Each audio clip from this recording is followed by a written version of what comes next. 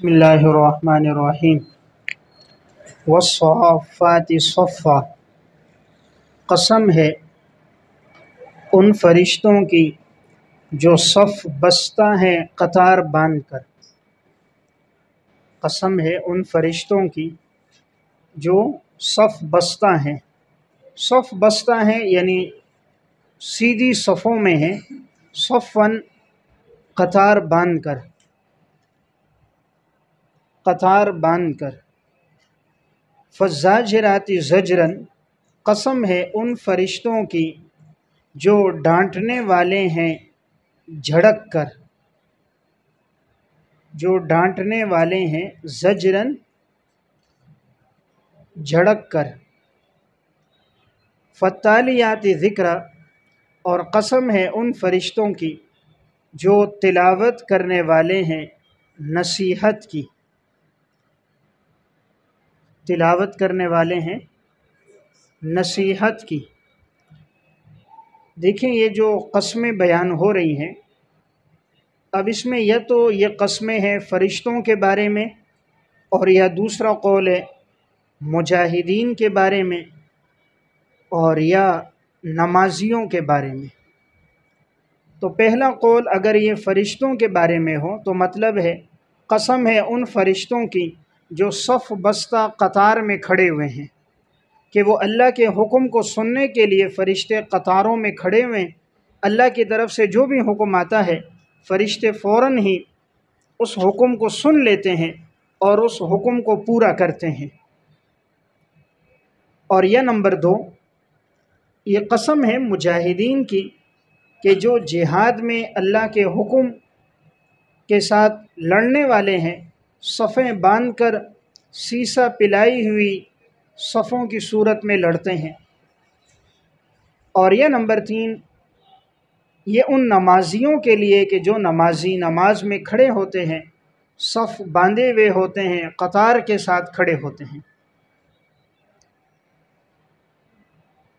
اب یہ جو فرشتے صفوں میں کھڑے ہیں یہ اللہ کے حکم کے انتظار میں، اللہ تعالیٰ جو بھی ان کو حکم دیتا ہے یہ فوراً ہی اس حکم کو پورا کرتے ہیں۔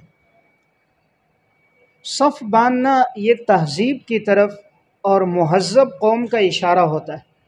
تو چونکہ جو مہذب قومیں ہوتی ہیں، سنجیدگی والی، تعلیم یافتہ ہیں، ان میں ہر چیز قطار کے ساتھ، ترتیب کے ساتھ ہوتی۔ تو اسلام نے اسی لیے ہمیں صف بندی سکھائی کہ تم نماز میں قطار میں کھڑے ہو جاؤ، صفوں میں سیدھے کھڑے ہو جاؤ، جہاد میں ایک قطار میں کھڑے ہوں۔ اب کوئی آگے ہو، کوئی پیچھے ہو، کوئی دائیں ہو، کوئی بائیں ہو، تو اس میں تہذیب نہیں ہوتی، اس میں سنجیدگی نہیں ہوتی۔ تو اسی لیے اسلام نے صفوں میں کھڑے ہونے کو بڑی تاکید کے ساتھ بیان فرمایا کہ سووا صفوفکم، کہ اپنی صفوں کو بالکل سیدھا رکھو، اور صفوں کا سیدھا رکھنا اقامت صلاۃ میں سے ہے۔ تو والصافات صفا، قسم ہے ان فرشتوں کی جو صف بستہ ہیں قطار باندھ کر۔ فالزاجرات زجرا، قسم ہے ان کی جو ڈانٹنے والے ہیں جھڑک کر، یعنی وہ اللہ کے حکم کے انتظار میں، اللہ جو حکم دیتا ہے اسے پورا کرتے ہیں۔ اور آگے جو آ رہے ہیں، اب شیاطین کبھی بات سننے کے لیے آسمانوں کی طرف چڑھ کر آئیں تو فرشتے ان کو ڈانٹتے ہیں، فرشتے ان کو روکتے ہیں، اور ان کے پیچھے شہاب ثاقب لگ جاتا ہے تاکہ کوئی جن، کوئی سرکش شیطان آسمانی باتوں کو سن نہ سکے۔ جاہلیت میں ایسا ہوتا تھا کہ یہ شیاطین اور جنات اوپر چلے جاتے، اور کوئی حکم جب فرشتوں کو دیا جا رہا ہوتا یہ تھوڑی سی کوئی ایک آدھ بات سن لیتے، بقیہ ساری باتیں اپنی طرف سے لگا لیتے اور آ کر کاہنوں کو بتاتے۔ اب ایک بات ٹھیک ہوتی باقی ساری غلط ہوتی، تو وہ ایک جو صحیح ہوتی لوگ کہتے اوہ بڑا پیر ہے، بڑا پہنچا ہوا عامل ہے، دیکھو جو اس نے کہا ویسا ہی ہو گیا، تو لوگ اس کی تصدیق کر دیتے۔ تو اب اسلام نے آ کر ان کے اوپر شہاب ثاقب کو لگا دیا، جہاں بھی کوئی سرکش جن یا شیطان بات سننے کے لیے اوپر آتا ہے فوراً اس کے پیچھے ستارے کو لگا دیا جاتا ہے اور وہ اس کو لگتا ہے، جس سے وہ جھلس جاتا ہے۔ تو فالتالیات ذکرا، پس قسم ہے ان کی جو تلاوت کرنے والے ہیں نصیحت کی۔ ان الہکم لواحد، یہ جواب قسم ہے، تو لکھیں دعوی توحید۔ پہلے والے پر عنوان ہے والصافات پر مشاغل ملائکہ، مشاغل ملائکہ، ملائکہ کے مشاغل اور شغل۔ ان الہکم دعوی توحید، یقیناً تمہارا معبود ایک اللہ ہے۔ رب السماوات والارض، دلیل عقلی نمبر 1، جو آسمانوں اور زمینوں کا رب ہے اور جو کچھ اس کے درمیان ہے، ورب المشارقی، اور وہ مشارق کا بھی رب ہے۔ اب دیکھیں یہاں پر مشارق جمع استعمال ہوا ہے، اور ایک آیت میں رب المشرقی والمغربی مفرد استعمال ہوا ہے، اسی طرح مشرقین مغربین تثنیہ بھی استعمال ہوا ہے، تو یہ تعارض نہیں ہے۔ جہاں مفرد استعمال ہوئے تو مشرق اور مغرب ایک جہت ہے، ایک جہت ہے تو مفرد استعمال ہے، اور جہاں تثنیہ استعمال ہے وہ سردی اور گرمی کے اعتبار سے، کہ سردی کے موسم میں سورج نکلنے کے لیے الگ الگ جگہیں، گرمی کے موسم میں سورج نکلنے کے اوقات، غروب کے اوقات الگ الگ ہیں، تو وہ سردی اور گرمی کے اعتبار سے تثنیہ ہے۔ اور جہاں یہ جمع آیا رب المشارق، یہ سورج کے روزانہ طلوع کے اعتبار سے، روزانہ طلوع روزانہ غروب، ہر دن جو سورج طلوع ہوتا ہے اس کے طلوع ہونے کی جہت الگ ہوتی ہے، 1 منٹ بعد طلوع ہو رہا ہے، کل 2 منٹ بعد ہو رہا ہے، پرسوں 3 منٹ بعد ہو رہا ہے، تو ہر دن اس کے نکلنے کی جہت، غروب ہونے کی جہت کیا ہے؟ الگ الگ ہے، اس اعتبار سے اس کو جمع سے تعبیر کیا ہے۔ انا زینا السماء الدنیا، دلیل عقلی نمبر 2، یقیناً ہم نے آسمان دنیا کو مزین کیا ہے بزینۃ الکواکب، تو تیز کرو، یقیناً ہم نے اس کو آسمان دنیا کو مزین کر دیا ہے بزینۃ الکواکب، ستاروں کی زینت کے ساتھ، ہم نے آسمان دنیا کو ستاروں کی خوبصورتی کے ساتھ مزین کر دیا ہے۔ دیکھیں اللہ نے آسمان پر ان ستاروں کو رکھا، رات کے وقت جب یہ ستارے چمکتے ہیں تو آسمان بڑا خوبصورت نظر آتا ہے، اور ستاروں کی یہ چمک اور تزئین گاؤں اور دیہات میں زیادہ نظر آتی ہے، چونکہ وہاں اندھیرا ہوتا ہے، روشنی نہیں ہوتی، بجلی نہیں ہوتی، اس لیے وہاں ستاروں کی خوبصورتی زیادہ دکھائی دیتی ہے۔ وَحِفْظًا مِّن كُلِّ شَيْطَانٍ مَارِدٍ، اور ہم نے حفاظت کی ہے آسمان کی ہر شیطان سے جو سرکش ہے، ہر سرکش شیطان سے ہم نے حفاظت کر دی ہے۔ لا يسمعون الى الملأ الاعلی، کہ نہ وہ سن پائیں، نہ وہ سن پائیں ملأ اعلیٰ کی باتیں۔ ملأ اعلیٰ یعنی یہ جو اونچا اور بلند و بالا مقام ہے، آسمانی مقام اور بلند درجہ، ان کی وہ باتوں کو نہ سن پائیں۔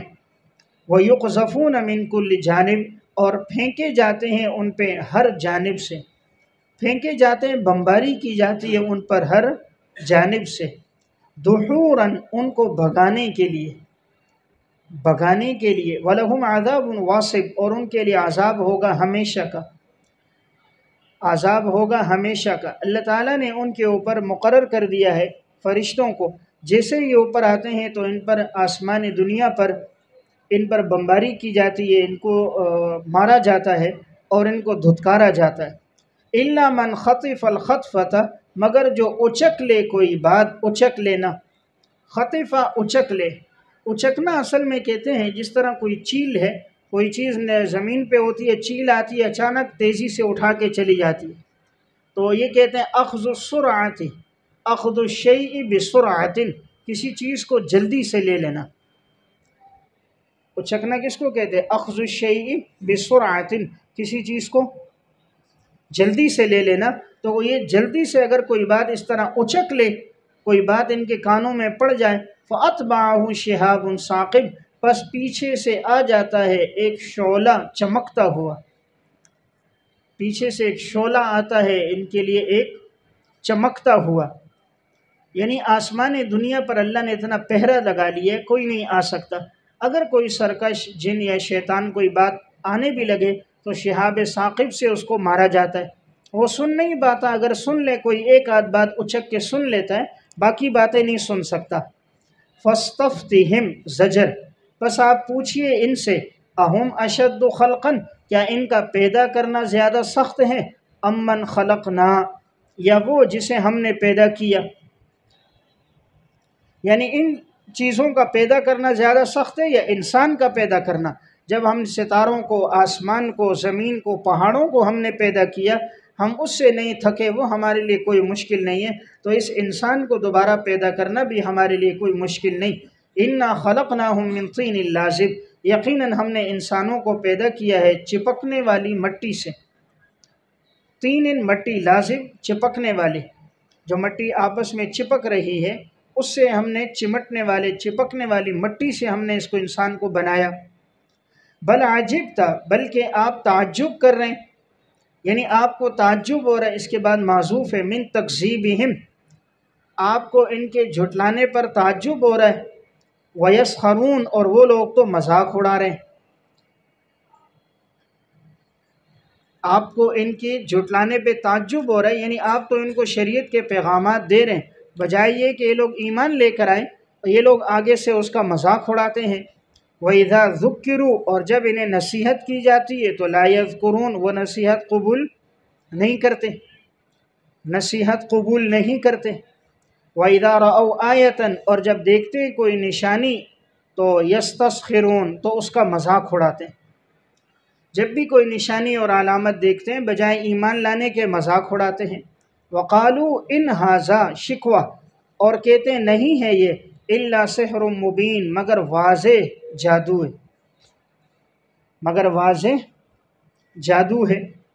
اذا متنا وکنا ترابا، کیا جب ہم ہو جائیں گے، جب ہم مر جائیں گے اور ہو جائیں گے مٹی، وعظاما، اور ہڈیاں، اِنَّا لَمَبْعُوثُونَ، کیا ہم دوبارہ اٹھائے جائیں گے؟ او آباؤنا الاولون، کیا ہمارے پہلے آباء و اجداد بھی اٹھائے جائیں گے؟ کیا ہم اور ہمارے پہلے آباء و اجداد اٹھائے جائیں گے؟ قل، جواب شکوہ، نعم، جی ہاں، وَأَنْتُمْ دَاخِرُونَ، اس سے پہلے معذوف ہے تبعثون، نعم کے بعد تبعثون، تم اٹھائے جاؤ گے، وَأَنْتُمْ دَاخِرُونَ، درا حال ہے کہ تم ذلیل و رسوا ہوگے، تم اٹھائے جاؤ گے درا حال ہے کہ تم ذلیل و رسوا ہوگے۔ فَإِنَّمَا هِيَ زَجْرَةٌ وَاحِدَةٌ، یقیناً یہ جو قیامت ہے یہ ایک ڈانٹ ہے تمہارے لیے۔ ہیہ کے نیچے وقوع قیامت، یہ جو قیامت کا وقوع ہوگا پس یہ تمہارے لیے ایک ڈانٹ ہوگی۔ زجر کہتے ہیں ڈانٹنا، جھڑکنا۔ فَإِذَا هُمْ يَنظُرُونَ، پس یکا یک وہ ایک دوسرے کو دیکھیں گے، اچانک، پس اچانک جو قیامت کا وقوع ہوگا تو جب قبروں سے اٹھائے جائیں گے تو ایک دوسرے کو دیکھتے ہوں گے۔ وَقَالُوا يَا وَيْلَنَا، اور کہیں گے ہائے ہلاکت ہمارے لیے، هَذَا يَوْمُ الدِّينِ، آج تو جزا کا دن ہے، بدلے کا دن ہے آج کا دن۔ پھر کہیں گے ہلاکت ہو، آج تو بدلے کا دن ہے۔ ہذا سے پہلے معذوف ہے، یقال لہم، یقال لہم، کہا جائے گا ان سے، ھذا یوم الفصل الذی، آج وہ فیصلے کا دن ہے، کنتم بہ تکذبون، جس کو تم لوگ جھٹلاتے تھے، جس دن کو تم جھٹلا رہے تھے، آج یہ وہ دن ہے کہ اس میں تمہارے درمیان فیصلہ کیا جائے گا۔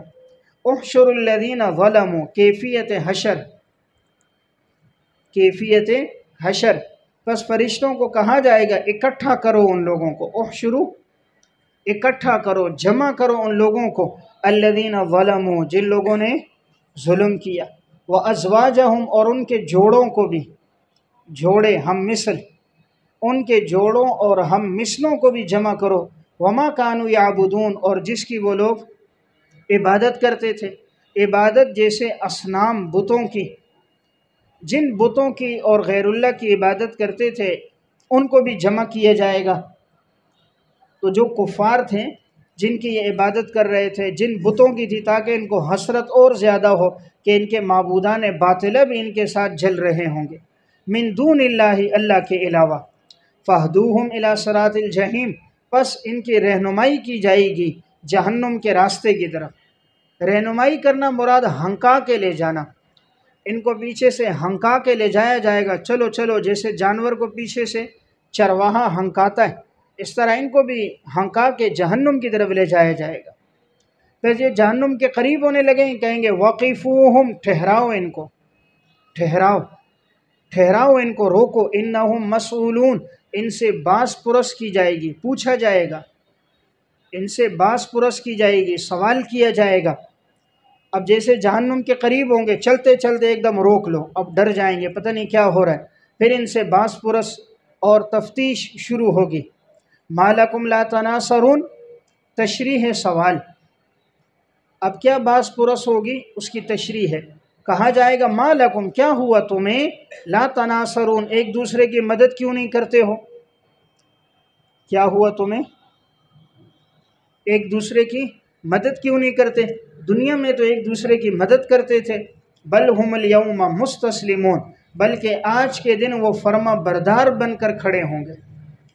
مستسلمون فرما بردار، جیسے صوفی بنے کھڑے ہوں گے، کیا لکھیں گے، صوفی بنے کھڑے ہوں گے کہ حضرت ہم سے غلطی ہو گئی، اب سر جھکایا ہوا ہوگا۔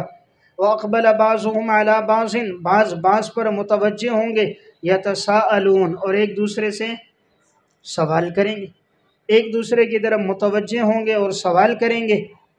قَالُوا إِنَّكُمْ كُنْتُمْ تَأْتُونَنَا عَنِ الْيَمِينِ، اور کہیں گے یقیناً تم تو آتے تھے ہمارے پاس، تم تو آتے تھے ہمارے پاس قسمیں اٹھا اٹھا کر، یمین زور و شور سے، تاکید سے، قسمیں کھا کھا کر۔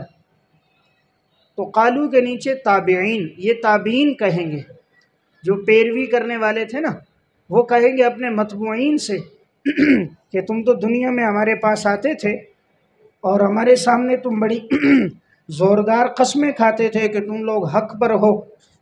قالو، جواب متبوعین، جواب متبوعین، بل لم تکونوا مؤمنین، بلکہ نہیں تھے تم لوگ ایمان لانے والے، نہیں تھے تم لوگ ایمان لانے والے۔ وما کان لنا علیکم من سلطان، پس نہیں تھا ہمارا تمہارے اوپر کوئی زور، پس نہیں تھا ہمارا تمہارے اوپر من سلطان، کوئی زور، ہمارا تمہارے اوپر کوئی زور نہیں تھا۔ متبوعین کہیں گے یعنی ہم نے تم پر کوئی زبردستی نہیں کی، بل کنتم قوما طاغین، بلکہ تم خود ایسی قوم ہو جو سرکش ہو، تم خود سرکش تھے، ہم نے کوئی زبردستی تو نہیں کی، ہم نے تم پر جبر اور اکراہ تو نہیں کیا، ہم نے دعوت دی اور تم نے ہماری بات مان لی، تو قصور تو تمہارا ہے۔ فحق علینا قول ربنا، پس ثابت ہو جائے گا ہم پر ہمارے رب کی بات، انا لذائقون، اور یقیناً البتہ ہم چکھنے والے ہوں گے، یقیناً البتہ ہم عذاب کو چکھنے والے ہوں گے۔ فَأَغْوَيْنَاكُمْ، یقیناً ہم نے تمہیں گمراہ کیا، اِنَّا كُنَّا غَاوِينَ، اس لیے کہ یقیناً ہم خود بھی گمراہ تھے، ہم نے تمہیں گمراہ کیا اس لیے کہ ہم خود بھی گمراہ تھے، تو تم ہمارے پیچھے کیوں چلے، تمہیں معلوم نہیں تھا ہم گمراہ ہیں، تو جو گمراہ کے پیچھے چلے گا وہ بھی گمراہ ہوگا، تو ہم نے تمہیں گمراہ کیا۔ نیچے لکھیں بلا اکراہ، بغیر اکراہ اور زبردستی کے، ہم نے کوئی جبر تو نہیں کیا، ہم نے تو تمہیں گمراہی کا راستہ بتایا، تم ہمارے پیچھے نعرے لگاتے ہوئے آتے گئے۔ فَإِنَّهُمْ يَوْمَئِذٍ فِي الْعَذَابِ مُشْتَرِكُونَ، یقیناً آج کے دن تم عذاب میں سب مشترک ہوں گے، آج کے دن عذاب میں سب مشترک ہوں گے، سب عذاب میں ایک ساتھ ہوں گے، یعنی تابعین متبوعین سب کا عذاب ایک ساتھ ہوگا، جہنم میں ایک ساتھ جل رہے ہوں گے، اور حسرت ہوگی جن کی عبادت کرتے تھے آج وہ بھی جل رہے ہیں۔ اِنَّا كَذَلِكَ نَفْعَلُ بِالْمُجْرِمِينَ سُنَّتُ اللَّهِ، یقیناً اسی طرح ہم کرتے ہیں مجرموں کے ساتھ، اسی طرح ہم کریں گے مجرموں کے ساتھ، یعنی مجرموں کو ہم اسی طرح بدلہ دیں گے۔ انہم کانوا اسباب حرمان، اسباب حرمان، محرومی کے اسباب، یقیناً یہ وہ لوگ تھے اذا قیل لهم لا الہ الا اللہ، جب ان سے کہا جاتا تھا نہیں ہے کوئی معبود سوائے اللہ کے، یستکبرون، تو یہ لوگ تکبر کرتے تھے، جب ان سے کہا جاتا اللہ کے علاوہ کوئی معبود نہیں تو یہ لوگ تکبر کرتے تھے۔ وَيَقُولُونَ أَإِنَّا لَتَارِكُو، اور یہ کہتے تھے کیا ہم چھوڑنے والے ہوں اپنے معبودوں کو، أَإِنَّا، کیا ہم چھوڑ دیں اپنے معبودوں کو، لِشَاعِرٍ مجنون، ایک دیوانے اور مجنون اور شاعر کے کہنے پر، अइन्ना लतारिकु, क्या हम छोड़ने वाले हों आलिहतिना, अपने माबूदों को, लिशायर मजनून, एक शायर और दीवाने के कहने पर। यानी दुनिया में जब इनको तौहीद की दावत होती तो ये माज़ अल्लाह आप अलैहिस्सलाम को क्या कहते थे? शायर, और हुजूर को कहते मजनून। यानी हम मजनून और शायर के कहने पर हम ईमान लेकर आए। तो दुनिया में यूँ ये लोग मजाक करते थे। बल जाअ बिल हक़ रद्द मुशरिकीन, अल्लाह ताला ने फरमाया वो पैगम्बर तो हक़ लेकर आए थे, वो मजनून और दीवाने और शायर नहीं है, वो तो हक़ लेकर आए। वो सद्दक़ल मुरसलीन, और उन्होंने तमाम रसूलों की तस्दीक की थी, वो तो पिछले रसूलों की तस्दीक करने वाले थे। इन्नकुम लज़ाइक़ुल अज़ाबिल अलीम, ऐलान अंजाम, अब इनके लिए ऐलान अंजाम होगा कि यकीनन तुम अलबत्ता चखने वाले हो दर्दनाक अज़ाब को। अब तुम चखने वाले होंगे दर्दनाक अज़ाब को, ऐलान हो जाएगा तुम सब के लिए अब दर्दनाक अज़ाब होगा। वमा तुजज़ौन इल्ला मा कुन्तुम तामलून, और तुम्हें बदला नहीं दिया जाएगा मगर उसी का जो तुम दुनिया में अमल करते थे। यानी तुम पर कोई जुल्म नहीं होगा कि जो तुमने न किया हो और तुम्हें उसकी सज़ा मिले, वही बदला और सज़ा मिलेगी जो गुनाह तुमने दुनिया में किए होंगे। इल्ला इबादल्लाहिल मुखलसीन, बशारत, मगर अल्लाह के जो नेक बंदे हैं, जो चुने हुए बंदे हैं, मगर अल्लाह के बंदों में से अल मुखलसीन, जो चुने हुए बंदे हैं। तो लिखें ये जो इल्ला है, इल्ला इबादल्लाह, ये इस्तिस्नाए मुनक़ते है, ये इस्तिस्नाए मुनक़ते है। देखें इस्तिस्नाए मुत्तसिल उसको कहते हैं कि मुस्तस्ना जो है ना वो मुस्तस्ना मिनू की जिन्स में से होता है। अब मा जाअनिल कौम इल्ला ज़ैद, कौम मेरे पास आई मगर ज़ैद नहीं आया, तो अब ये ज़ैद कौम की जिन्स में से। और एक होता है जो गैर जिन्स में से, मा जाअनिल कौम इल्ला हिमार, तो वो गैर जिन्स में से, उसको इस्तिस्ना मुनक़ते कहते हैं। अब यहाँ पहले कुफ़ार का तज़किरा चल रहा था, फिर आगे आ गया मगर ईमान वाले बंदे। तो ईमान वाले चुने हुए बंदे कुफ़ार में शामिल नहीं हैं, कुफ़ार की जिन्स में से नहीं है, बल्कि ये अलग जिन्स में से। ईमान वाले अलग हैं, कुफ़ार अलग है, इसलिए ये इस्तिस्ना मुत्तसिल नहीं है बल्कि मुनक़ते है। तो इसलिए कि सालिहीन कुफ़ार में से नहीं है, मुखलसीन कुफ़ार में से नहीं है। उलाइका लहुम रिज़्क़ुम मालूम, पस इनके लिए होगा रिज़्क़ मुतअय्यन, इनके लिए अल्लाह की तरफ से एक मुतअय्यन और मुक़र्रर रिज़्क़ होगा। अल्लाह ने इनके लिए रिज़्क़ रखा होगा। वो रिज़्क़ क्या है? फ़वाकिहु, नीचे लिखे हैं बदल है, ये रिज़्क़ मालूम से क्या है? बदल। तो जब कहा ना इनके लिए रिज़्क़ होगा मालूम, तो जहन में आया वो कौन सा है? तो ये बदल है जो मुब्दल मिनू की वजाहत कर रहा है। इनके लिए रिज़्क़ होगा फ़वाकिहु, फल, फल इन्हें दिए जाएंगे। वहुम मुकरमून, दरहा लेके ये मुअज़्ज़ज़ होंगे, इनको ट्रे में फल पेश किए जाएंगे जन्नत में, और ये बुलंद व बाला मकामात पर होंगे। फ़ी जन्नातिन नाईम, और जन्नत की नेमतों में होंगे, जन्नत की नेमतों में होंगे, इनामात के बागात में ये लोग होंगे। अला सुरुर मुतक़ाबिलीन, और ये तख्तों पर होंगे आमने सामने, तख्तों पर होंगे आमने सामने। यानी जन्नत है, जन्नत में तख्त लगे, इधर भी सामने बैठे, इधर भी सामने बैठे, गपशप हो रही है। तो माहौल है जन्नत का, सामने तख्त लगे, तख्तों पर बैठे हैं, हूर व ग़िलमान खिदमत में हैं, जामे शराब पेश हो रहा है, और शराब भी ऐसी कि जो आगे उसमें कोई नशा वग़ैरह नहीं होगा, अक़ल और हवास उसमें बरक़रार रहेंगे। ऐसा नशा नहीं है कि इंसान को अपनी माँ बहन बेटी की तमीज़ ख़त्म हो जाए और इंसान अपनी असली हालत और शऊर में ना हो, ऐसा नशा नहीं होगा। तो कहा युताफ़ु अलैहिम बिकअसिम मिन माईन, बस चक्कर लगाएंगे इन पर, युताफ़ु पर चक्कर लगाए जाएंगे इन पर, बिकअसिन, कास कहते हैं जामे शराब, जामे शराब, वो जो कास, वो प्याला, वो गिलास, मिन माईन, वो जारी चश्मे से होगा।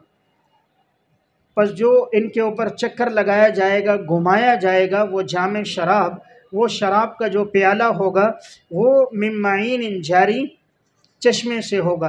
तो जो जारी चश्मा होता है ना बहता हुआ, उसके अंदर वो साफ़ सुथरा होता है, دیکھیں پانی اگر ایک جگہ سے آ رہا ہے، جاری نہیں ہے، تو پانی گندا ہو جاتا ہے، میل کچیل آ جاتی ہے، کوئی جانور بیچ میں مر جاتا ہے، بدبو ہوتی ہے۔ جو جاری ہوتا ہے پانی تو اس میں کوئی تعفن اور بدبو نہیں ہوتی، جاری چشمہ پاک ہوتا ہے۔ تو ان کو پلایا جائے گا جام، اور وہ بھی جاری چشمے سے، بیضاء نہایت سفید ہوگا، لذت للشاربین اور پینے والوں کے لیے اس میں لذت ہوگی، پینے والوں کے لیے اس میں لذت ہوگی، یعنی اس کا رنگ سفید ہوگا، سیاہ رنگ نہیں ہے کہ طبیعت مائل ہی نہ ہو۔ دیکھیں طبیعت پانی کی طرف مائل ہوتی ہے نا، پانی کا رنگ سفید ہے، تو وہ بھی جام شراب یوں سفید ہوگا، طبیعت مائل ہوگی۔ کوئی چیز کتنی خوبصورت ہو، اگر رنگ اس کا اچھا نہ ہو تو طبیعت کا میلان نہیں ہوتا۔ تو پینے والوں کے لیے لذیذ ہوگی۔ لا فیہا غول، پس نہیں ہوگا اس میں سر چکرانا، غول سر کا چکرانا، یعنی اس شراب کے نشے سے چکر نہیں آئیں گے۔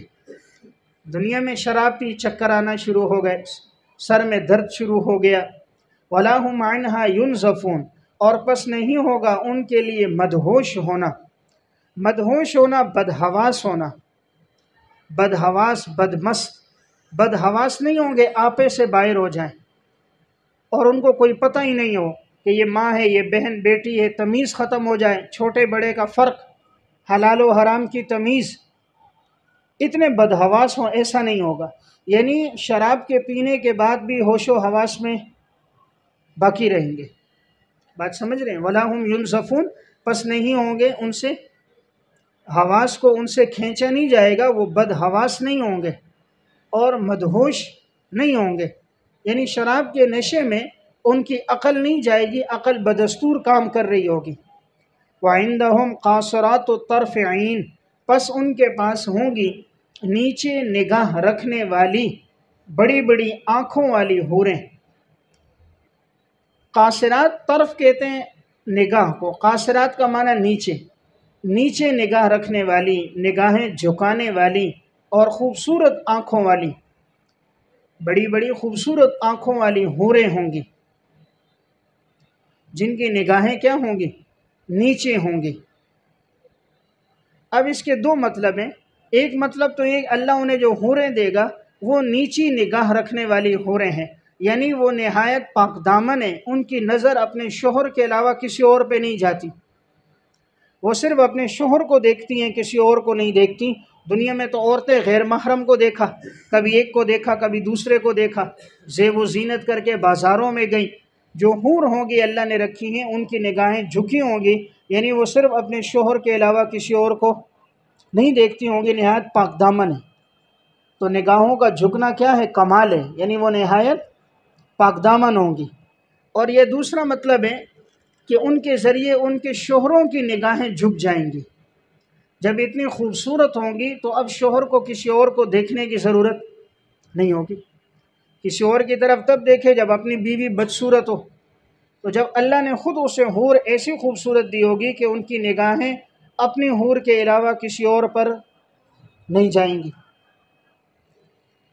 اب دیکھیں یہاں عورت کی صفت بھی آ گئی نا، تو گویا کامیاب عورت کی صفت کیا ہے کہ اس کی نگاہیں جھکی ہوئی ہوں۔ تو عورت کا زیور سونا چاندی نہیں ہے کہ اس کے پاس سونا ہو، دولت ہو، سرخی ہو، پاؤڈر ہو، زیب و زینت، یہ نہیں۔ عورت کا حسن و جمال کیا ہے؟ اس کی نگاہیں جھکی ہوئی ہوں، پاک دامن ہو، باعزت ہو۔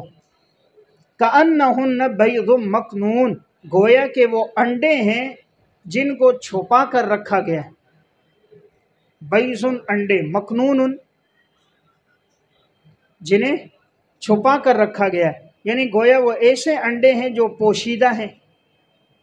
دیکھیں یہ اشارہ اس طرف ہے، جس طرح وہ انڈا ہوتا ہے نا، جیسے اب شتر مرغ کا انڈا ہے، مرغی کا انڈا، جب تک وہ پروں کے نیچے چھپا ہوا ہو تو یہ چھپا ہوا ہونا کنایا، اس پر کوئی گرد و غبار نہیں لگا، اس پر کوئی مٹی نہیں لگی، کوئی گرد و غبار، کوئی مٹی، کوئی داغ نہیں ہے۔ جو انڈا چھپا ہوا ہوتا ہے تو وہ بالکل کیا ہوتا ہے؟ صاف ستھرا ہوتا ہے۔ تو یہ حوریں خوبصورت ہیں، بیضن نہایت سفید خوبصورت، مکنون جس طرح کے انڈا جو چھپا ہوا ہو، جس طرح وہ جو اب تشبیہ انڈے کے ساتھ دی ہے نا، انڈا نہایت کیا ہوتا ہے؟ سفید ہوتا ہے۔ انڈا نہایت سفید ہے، اور پھر وہ انڈا جو پروں کے نیچے چھپا ہوا ہو وہ اور زیادہ سفید ہوتا ہے۔ تو یہ اشارہ ہے ان حوروں کے خوبصورتی کی طرف، تزئین کی طرف، کہ وہ نہایت خوبصورت ہوں گی اور خوبصورت ہو کر وہ پروں میں چھپی ہوئی ہیں، اس طرح پوشیدہ ہیں، کسی کی ان پر کبھی کوئی نگاہ نہیں پڑی، ان پر دنیا کی محبت، دنیا کا گرد و غبار، غیروں کی نظر ان پہ نہیں پڑی۔ جس طرح وہ انڈا جو پروں میں چھپا اس پر کسی غیر کی نظر نہیں پڑتی، تو گویا عورت ایسی پاک دامن ہے، خود بھی نگاہیں جھکی ہیں، کسی اور نے بھی اس کو نہیں دیکھا۔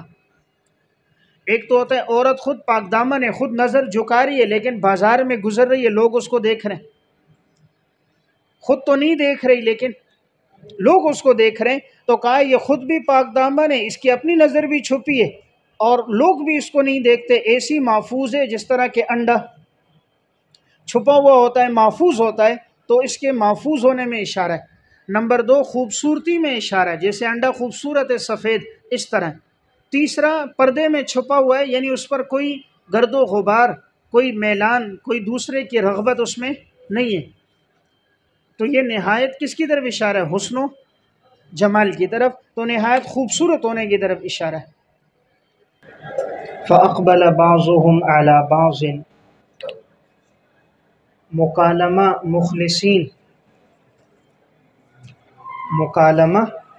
مخلصین، پس ان میں سے بعض پر متوجہ ہوں گے، یتساءلون، اور ایک دوسرے سے سوال کریں گے۔ پس ان میں سے بعض پر متوجہ ہوں گے اور ایک دوسرے سے سوال کریں گے۔ قال قائل منہم، پس کہے گا ان میں سے کوئی ایک، انی کان لی قرین، یقیناً میرا ایک ہم نشین تھا، میرا ایک ہم نشین ساتھی تھا۔ جب یہ مخلص لوگ آپس میں ایک دوسرے کے سامنے تختوں پر بیٹھے ہوئے ہوں گے، جنت کے انعامات سے لطف اندوز ہو رہے ہوں گے، اس دوران آپس میں اب گفتگو چل رہی ہوگی، تو دوران گفتگو ایک کہے گا کہ میرا دنیا میں ایک ہم نشین تھا، میرا ایک ساتھی تھا۔ یقول اَإِنَّكَ لَمِنَ الْمُصَدِّقِينَ، وہ کہتا تھا کیا آپ اس بات کی تصدیق کرنے والے ہو؟ میرا ہم نشین کہتا تھا کیا آپ اس بات کی تصدیق کرنے والے ہو؟ اَإِذَا مِتْنَا وَكُنَّا تُرَابًا، کہ جب ہم مر جائیں گے اور ہو جائیں گے مٹی، وَعِظَامًا، اور ہڈیاں، أَإِنَّا لَمَدِينُونَ، کیا البتہ ہمیں بدلہ دیا جائے گا؟ جب ہم مر جائیں گے، بوسیدہ ہو کے ہڈیاں ہو جائیں گے، کیا ہمیں بدلہ ملے گا؟ قال هل انتم مطلعون، قال حق تعالی، اللہ رب العزت فرمائیں گے کیا تم انہیں جھانک کر دیکھنے والے ہو؟ کیا تم چاہتے ہو کہ تم انہیں جھانک کر دیکھو؟ مطلعون، جھانک کر دیکھنا، یعنی جب یہ کہیں گے ہمارا وہ ساتھی تھا دنیا میں، ہم جب اس کو دعوت دیتے آخرت پر ایمان لانے کی، تصدیق کرنے کی، وہ ہمارا مذاق اڑاتا تھا، تو اب وہ پتہ نہیں کہاں ہے۔ اللہ تعالیٰ فرمائیں گے کیا تم چاہتے ہو کہ اس آدمی کو دیکھو؟ وہ تو مسلمان کہیں گے ہم تو چاہتے ہیں، ایمان والے کہیں گے۔ اللہ تعالیٰ فرمائیں گے دیکھو اب وہ جہنم کے درمیان میں جل رہا ہے، تو اب یہ لوگ دیکھیں گے وہ جہنم میں جل رہا ہوگا۔ تو قال حق تعالیٰ فرمائیں گے کیا تم اسے جھانک کر دیکھنے والے ہو؟ فاطلع، پس وہ جھانک کر دیکھیں گے، فرآہ فی سواء الجحیم، پس وہ دیکھیں گے اسے جہنم کے درمیان میں، دیکھیں گے اسے جہنم کے درمیان میں۔ کس کو؟ منکر قیامت کو، بریکٹ میں منکر قیامت کو، یہ جو قیامت کا انکار کرنے والا تھا، بعث بعد الموت کا منکر تھا، اس کو جہنم میں جلتا ہوا دیکھیں گے۔ قال تاللہ، تو پھر یہ مخلص لوگ کہیں گے اللہ کی قسم، ان کدت لتردین، یقیناً قریب تھا کہ آپ ہمیں ہلاک کر دیتے، قریب تھا کہ آپ ہمیں ہلاک کر دیتے، یعنی اگر ہم آپ کی بات مانتے کہ موت کے بعد اٹھنا نہیں ہے، حساب و کتاب نہیں ہے، تو اگر آپ کی بات مانتے، جیسے آپ ہلاک ہو گئے جہنم میں، ہم بھی ہلاک ہو جاتے۔ وَلَوْلَا نِعْمَةُ رَبِّي لَكُنْتُ مِنَ الْمُحْضَرِينَ، بس اگر نہ ہوتا میرے رب کا میرے اوپر فضل، نعمت فضل، اگر اللہ کا فضل نہ ہوتا البتہ میں بھی ہو جاتا جہنم میں حاضر کیے ہوئے لوگوں میں سے، محضرین جن کو جہنم میں حاضر کیا گیا، تو میں بھی ہو جاتا جن کو حاضر کیا گیا جہنمیوں میں۔ تو یہ اللہ کا فضل تھا، اللہ نے مجھے بچا دیا۔ تو دیکھیں ایمان والے اپنے نیک اعمال کی کارناموں کی نسبت اپنی طرف نہیں کرتے بلکہ اللہ رب العزت کی طرف کرتے ہیں۔ یہاں بھی انہوں نے فرمایا یہ اللہ کا فضل تھا کہ اللہ نے میرے اوپر احسان کیا، ورنہ اگر میں بھی تمہارا منکرین میں سے ہوتا تمہاری طرح تو میں بھی جہنم میں حاضر کیے ہوئے لوگوں میں سے ہوتا۔ افما نحن بمیتین، بس کیا ہم نہیں ہیں مرنے والے؟ تو یہ استفہام تلذذ کے لیے ہے، یہ استفہام تلذذ لذت کے لیے ہے۔ بس یہ مومن لوگ کہیں گے کیا ہم نہیں ہیں مرنے والے؟ الا موتتنا الاولی، مگر ہمارے لیے وہی موت ہے جو پہلی بار ہے، یعنی پہلی مرتبہ جو ہم پر موت آئی دنیا میں بس وہی موت ہے۔ وما نحن بمعذبین، اور ہمیں عذاب نہیں دیا جائے گا، اور ہمیں عذاب نہیں دیا جائے گا، یعنی اب ہمارے لیے کوئی عذاب نہیں ہے۔ دنیا میں ایک دفعہ ہم پر موت آ گئی، اب اللہ نے ہمیں جنت میں داخل کر دیا، اب ہمارے لیے کوئی عذاب نہیں ہے۔ ان ھذا لہو الفوز العظیم، اور یقیناً یہ بہت بڑی کامیابی ہے، یہ بہت بڑی کامیابی ہے۔ نیچے لکھیں یعنی دخول جنت، یعنی دخول جنت، جنت میں داخل ہو جانا یہ بہت بڑی کامیابی ہے۔ لمثل ھذا فلیعمل العاملون، بس ایسی کامیابی کے لیے، ایسی کامیابی کے لیے عمل کریں عمل کرنے والے، ایسی کامیابی کے لیے عمل کریں عمل کرنے والے، یعنی اگر کوئی چاہتا ہے وہ بھی کامیاب ہو جائے تو اس کو چاہیے وہ بھی اسی طرح عمل کرے جس طرح کے ان لوگوں نے عمل کیا اور یہ کامیاب ہو گئے۔ اذالک خیر نزلا، پس یہ بیش بہا نعمتیں، اذالک خیر، پس یہ بیش بہا نعمتیں، یہ مہمان نوازی بہتر ہے، ام شجرۃ الزقوم، یا زقوم کا درخت بہتر ہے۔ اذالک یہ اشارہ کیا ہے؟ یہ بیش بہا نعمتیں، یہ اتنی ساری جنت کے انعامات اور یہ نعمتیں بہتر ہیں نزلا مہمان نوازی میں، مہمان نوازی میں یہ سب انعامات بہتر ہیں یا زقوم کا درخت بہتر ہے۔ انا جعلناھا تخویف اخروی، اور یقیناً ہم نے یہ جو درخت بنایا ہے، ہا ضمیر شجرہ کی طرف ہے، یقیناً یہ جو شجرۃ الزقوم ہے، فتنۃ للظالمین، یہ آزمائش ہے ظالموں کے لیے، آزمائش ہے ظالموں کے لیے۔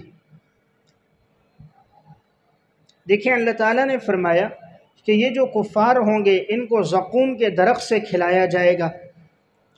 اب یہ جو زقوم کا درخت ہے یہ کفار اور ظالموں کے لیے آزمائش ہے۔ آزمائش کا مطلب یہ ہے کہ یہ لوگ اس کا انکار کرتے ہیں، اب ایمان والے تو مان لیتے ہیں، یہ انکار کرتے ہیں۔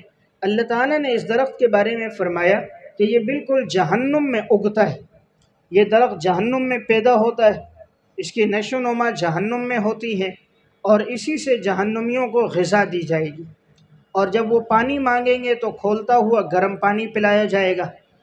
اب اس وقت جو مشرکین تھے کفار، وہ لوگ کہتے کہ بھئی درخت جہنم میں کیسے اگے گا؟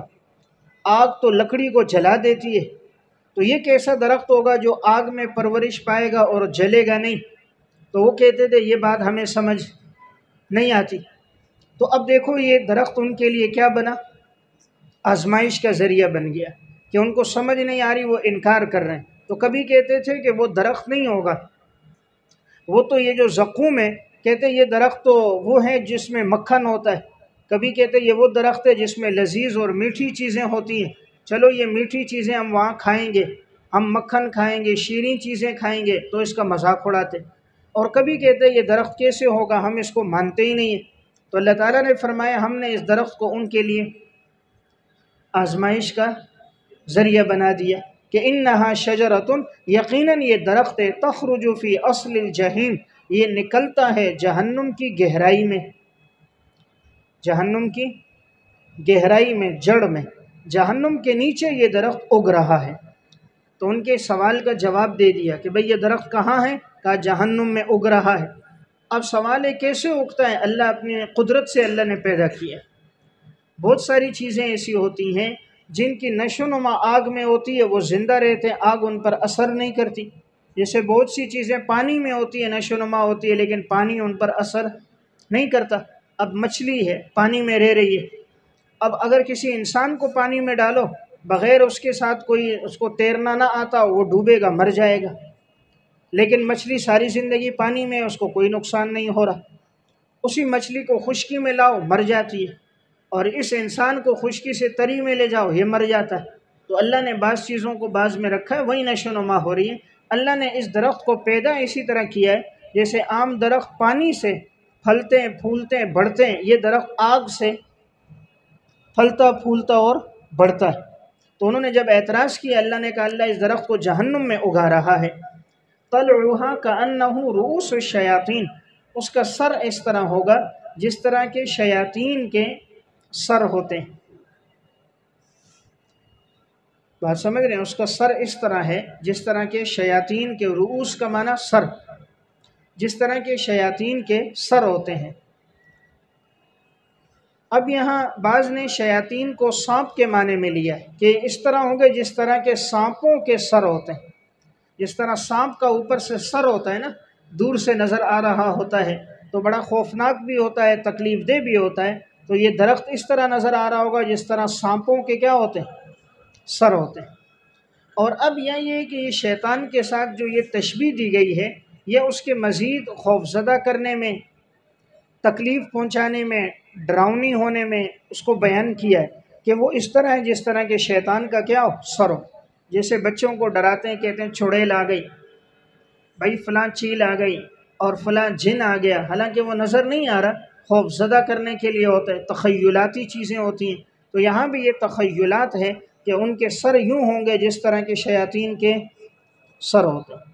تو یا تو یہ تخیل پر محمول ہے، تشبیہ ہے، اور یا حقیقت پہ محمول ہے کہ شیاطین کے جیسے سر ہیں اسی طرح ان کے بھی سر ہیں، اور یا یہ مراد تشبیہ سانپ کے ساتھ ہے، جس طرح سانپوں کے سر ہیں اس طرح ان کے بھی سر ہیں۔ فَإِنَّهُمْ لَآكِلُونَ، یقیناً وہ کھانے والے ہوں گے اس میں سے، اس درخت میں سے، منہا کی ضمیر شجرہ کی طرف ہے، وہ اس درخت میں سے کھانے والے ہوں گے۔ فَمَالِئُونَ مِنْهَا الْبُطُونَ، پس نہیں ہوں گے وہ بھرنے والے اس سے اپنے پیٹوں کو، ان درختوں سے ان کا پیٹ نہیں بھرے گا، جتنا کھائیں گے اور کی طلب کریں گے۔ ثُمَّ إِنَّ لَهُمْ عَلَيْهَا، پھر یقیناً ان کے لیے ہوگا اس کے اوپر، لَشَوْبًا مِّنْ حَمِيمٍ، ان کے لیے پینا ہوگا کھولتا ہوا گرم پانی، ان کے لیے پینا ہوگا کھولتا ہوا گرم پانی ان کو پلایا جائے گا۔ ثُمَّ إِنَّ مَرْجِعَهُمْ، پھر یقیناً ان کا لوٹنا ہوگا، لَإِلَى الْجَحِيمِ، آگ کی طرف، پھر یقیناً ان کو آگ کی طرف لوٹایا جائے گا، اس آگ کی سزا میں ہوں گے۔ انہم الفوا، سبب عذاب، یقیناً انہوں نے پایا اپنے آباء و اجداد کو، ضالین، گمراہ، اپنے آباء و اجداد کو گمراہ پایا۔ فہم علی آثارہم، پس یہ لوگ انہی کے نقش قدم پر، یہرعون، دوڑتے جاتے تھے، انہی کے نقش قدم پر دوڑتے جاتے تھے۔ یعنی سبب گمراہی ہے کہ خود بھی گمراہ تھے اور اپنے آباء و اجداد کو جس گمراہی میں پایا اسی کے نقش قدم پر یہ لوگ چلے۔ وَلَقَدْ ضَلَّ قَبْلَهُمْ أَكْثَرُ الْأَوَّلِينَ، اور یقیناً گمراہ ہو گئے ان سے پہلے بہت سارے لوگ، اگلے لوگ، ان سے پہلے بہت سے اگلے لوگ بھی کیا ہو گئے؟ گمراہ ہو گئے۔ یعنی جن کی انہوں نے پیروی کی وہ ہدایت پر نہیں تھے، وہ بھی گمراہی پر تھے، تو یقیناً گمراہ ہو گئے ان سے پہلے بہت سے اگلے لوگ۔ وَلَقَدْ أَرْسَلْنَا فِيهِمْ مُنذِرِينَ، اور البتہ یقیناً ہم نے بھیجا ان میں ڈرانے والے، ہم نے ان میں ڈرانے والے پیغمبر بھیجے۔ فَانظُرْ كَيْفَ كَانَ عَاقِبَةُ الْمُنذَرِينَ، پس دیکھیے کیسا انجام ہوا ان کا جن کو ڈرایا گیا تھا، جن کو ڈرایا گیا لیکن انہوں نے بات نہیں مانی، بات نہیں مانی، کفر پہ زندگی گزاری، تو دیکھا ان کا انجام کیسے ہوا۔ إِلَّا عِبَادَ اللَّهِ الْمُخْلَصِينَ، مگر وہ اللہ کے بندے جن کو چن لیا گیا ہے، جن اللہ کے بندوں کو چن لیا گیا ہے۔ اب لکھیں یہاں عباد المخلصین کے نمونے، عباد المخلصین کے کیا ہیں؟ نمونے۔ تو پہلا نمونہ، اب پہلا نمونہ حضرت نوح علیہ السلام اللہ کے چنے ہوئے بندے ہیں۔ وَلَقَدْ نَادَانَا نُوحٌ، اور البتہ یقیناً ہم نے آواز دی نوح علیہ السلام کو، فَلَنِعْمَ الْمُجِيبُونَ، پس کیا ہی خوب تھے وہ قبول کرنے والے تھے، قبول کرنے والے تھے وہ، پس کیا ہی خوب قبول کرنے والے ان کی فریاد کو، بریکٹ میں کس کو؟ فریاد کو۔ پس کیا ہی خوب قبول کرنے والے ان کی فریاد کو۔ دیکھیں نوح علیہ السلام نے اللہ سے دعا کی نا، یا اللہ ہمیں اور ایمان والوں کو نجات دے، اللہ نے نجات دے دی، اور جتنے کفار تھے اللہ نے سب کے سب کو غرق کر دیا۔ تو اللہ نے نوح علیہ السلام کی فریاد کو سنا اور قبول کیا۔ وَنَجَّيْنَاهُ وَأَهْلَهُ، ہم نے نجات دی نوح علیہ السلام کو اور ان کے اہل کو، ان کے اہل میں جو ایمان لے کر آئے، من الکرب العظیم، بڑی پریشانی سے نجات دی ہم نے، بڑی پریشانی وہی طوفان، جو پانی کا طوفان آیا، پانی کا سیلاب آیا، ہم نے ان کو نجات دی۔ وَجَعَلْنَا ذُرِّيَّتَهُ، اور ہم نے کر دیا ان کی اولاد کو، ہم الباقین، بس ان کی اولاد باقی رہنے والی، ہم نے کر دیا ان کی اولاد کو درا حالے کہ وہ باقی رہنے والی، یعنی ہم نے انہی سے نسل کو چلایا نا۔ نوح علیہ السلام کے 3 بیٹوں سے پھر آگے نسل چلی، باقی تو سب ہلاک ہو گئے سمندر کے طوفان میں۔ 3 بیٹے تھے، ایک تھا سام، ایک تھا حام، اور ایک کا نام یافس۔ سام، حام اور یافس، سین الف ہا، سام، اور حام، ہا الف میم، سام، حام اور یافس، یہ 3 بیٹے تھے۔ ان سے اللہ نے آگے نسل کو چلایا۔ ذریتوں میں جو ہم ضمیر ہے، یہ ضمیر فصل ہے، الباقین مفعول ثانی ہے، ہو ضمیر مفعول اول ہے، کہ ہم نے نوح علیہ السلام کی اولاد کو ہی باقی رہنے والا بنایا، کہ ہم نے انہی سے اپنی نسل کو آگے کیا کیا؟ چلایا۔ وَتَرَكْنَا عَلَيْهِ فِي الْآخِرِينَ،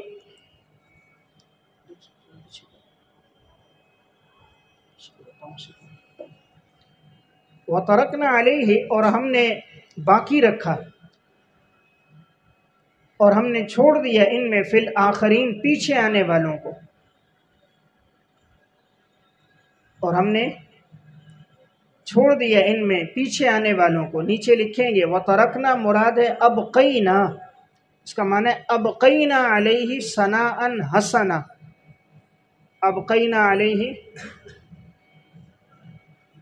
ثناء حسنا، یعنی ہم نے باقی رکھا ان کو اچھی تعریف کے ساتھ، ہم نے ان کے ذکر کو باقی رکھا اچھی تعریف کے ساتھ۔ تو ترکنا یعنی ابقینا، ابقینا علیہ ثناء حسنا، یعنی نوح علیہ السلام کی اولاد سے ہم نے نسل جاری کی، اور ہم نے ان کا ذکر خیر بعد میں بھی جاری رکھا۔ تو دیکھیں آج نوح علیہ السلام دنیا سے گئے، ہزاروں سال ہو گئے، آج بھی ان کا ذکر خیر اور نام باقی ہے، کہ اللہ کے برگزیدہ پیغمبر تھے، اللہ نے مقام دیا، جنہوں نے نہیں مانا آج بھی ان کا تذکرہ ہے کہ اللہ نے ان کو غرق کر دیا۔ تو وَتَرَكْنَا یعنی ہم نے ان کو باقی رکھا، ان کا تذکرہ پیچھے آنے والوں میں کس کے ساتھ باقی رکھا؟ اچھی تعریف کے ساتھ، اچھے الفاظ میں باقی ہے نا۔ دیکھیں فرعون کا ذکر بھی باقی ہے، نمرود اور شداد کا بھی ہے، لیکن اچھے الفاظ میں نہیں ہے، بلکہ برے الفاظ میں ہے۔ سلام علی نوح فی العالمین، سلامتی ہو نوح علیہ السلام پر تمام جہان والوں میں، تمام جہان والوں میں اللہ نے ان کو چنا تھا، ان پر سلامتی ہو۔ انا کذالک نجزی المحسنین، یقیناً اسی طرح ہم بدلہ دیتے ہیں نیکوکاروں کو، نیکوکاروں کو ہم بدلہ دیتے ہیں۔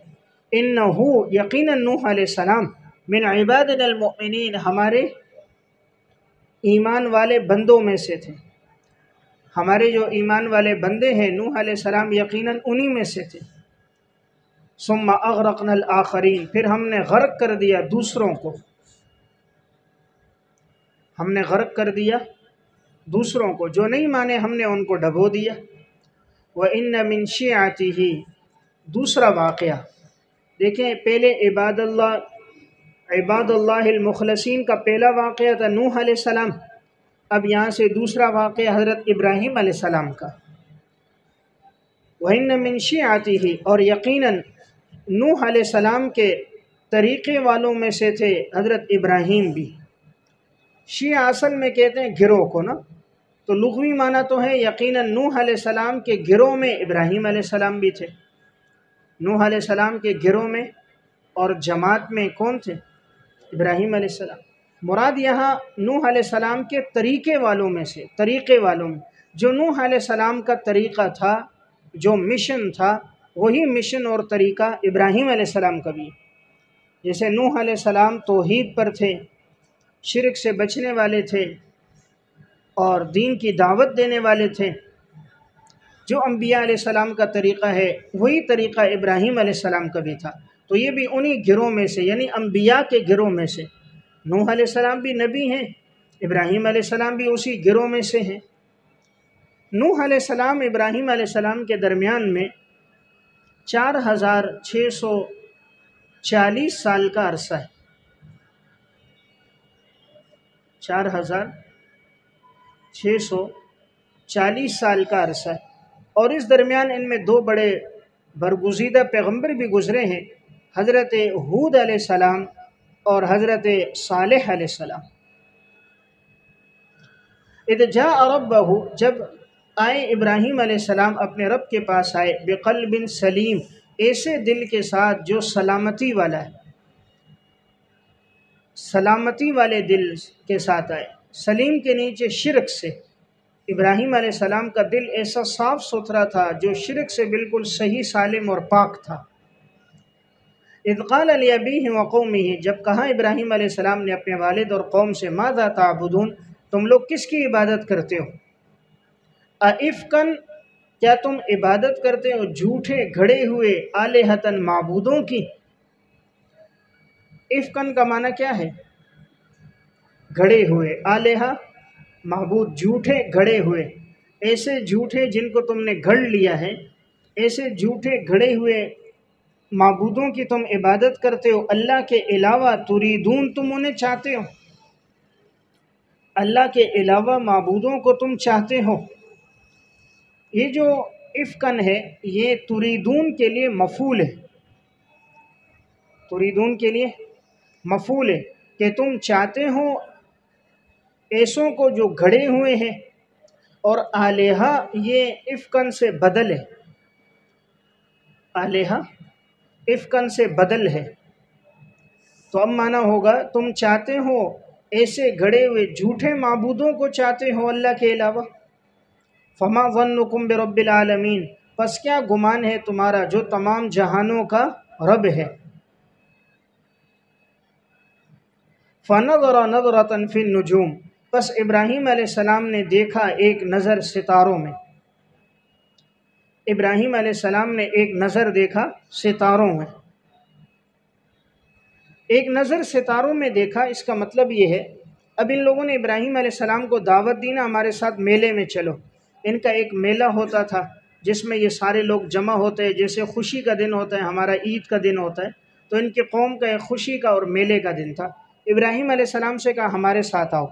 ابراہیم علیہ السلام نے نظر ایک ستاروں کی طرف دوڑائی اور پھر کہا فقال انی سقیم، یقیناً میں بیمار ہونے والا ہوں، میں بیمار ہوں، یقیناً میری طبیعت ناساز ہے۔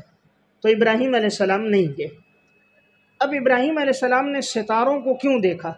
یا تو ستاروں کو دیکھا، عجائبات قدرت کو دیکھا، اللہ تعالیٰ کی قدرت کے عجائبات کے، یا اللہ تو نے آسمان، زمین، ستارے، یہ خوبصورت کائنات کا تو نے اتنا بہترین نظام بنایا، لیکن یہ کیسے لوگ ہیں، تجھے چھوڑ کر ان لوگوں نے بتوں کی عبادت شروع کر دی۔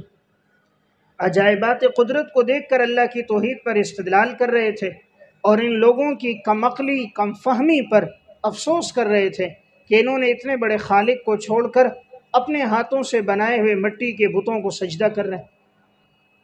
یا نمبر 2، ابراہیم علیہ السلام جو ستاروں کو دیکھ رہے تھے، وہ ستاروں کو دیکھنا، یہ جب آدمی کسی چیز میں تعجب کرتا ہے نا، حیرت میں پڑتا ہے، تعجب میں پڑتا ہے، تو یوں دیکھ رہا ہوتا ہے۔ تو جیسے یہاں بھی ابراہیم علیہ السلام نے حیرت اور تعجب کی حالت میں کہ اللہ کو چھوڑ کر یہ لوگ میلوں میں جا رہے ہیں اور غیر اللہ کی عبادت کر رہے ہیں، اللہ کی نہیں کر رہے، تو تعجب میں یہ آسمان کو دیکھنے لگے، ستاروں کو دیکھا، تو یہ دیکھنا گویا بطور تعجب کے تھا۔ یا یہ ہے کہ ان کی جو قوم تھی وہ ستاروں کا علم رکھتی تھی نا، ستاروں کے بارے میں علم رکھتی تھی، اور ستاروں کے ذریعے سے راستے معلوم کرتے تھے، اور ان کو ستاروں کی گردش کا پتہ تھا۔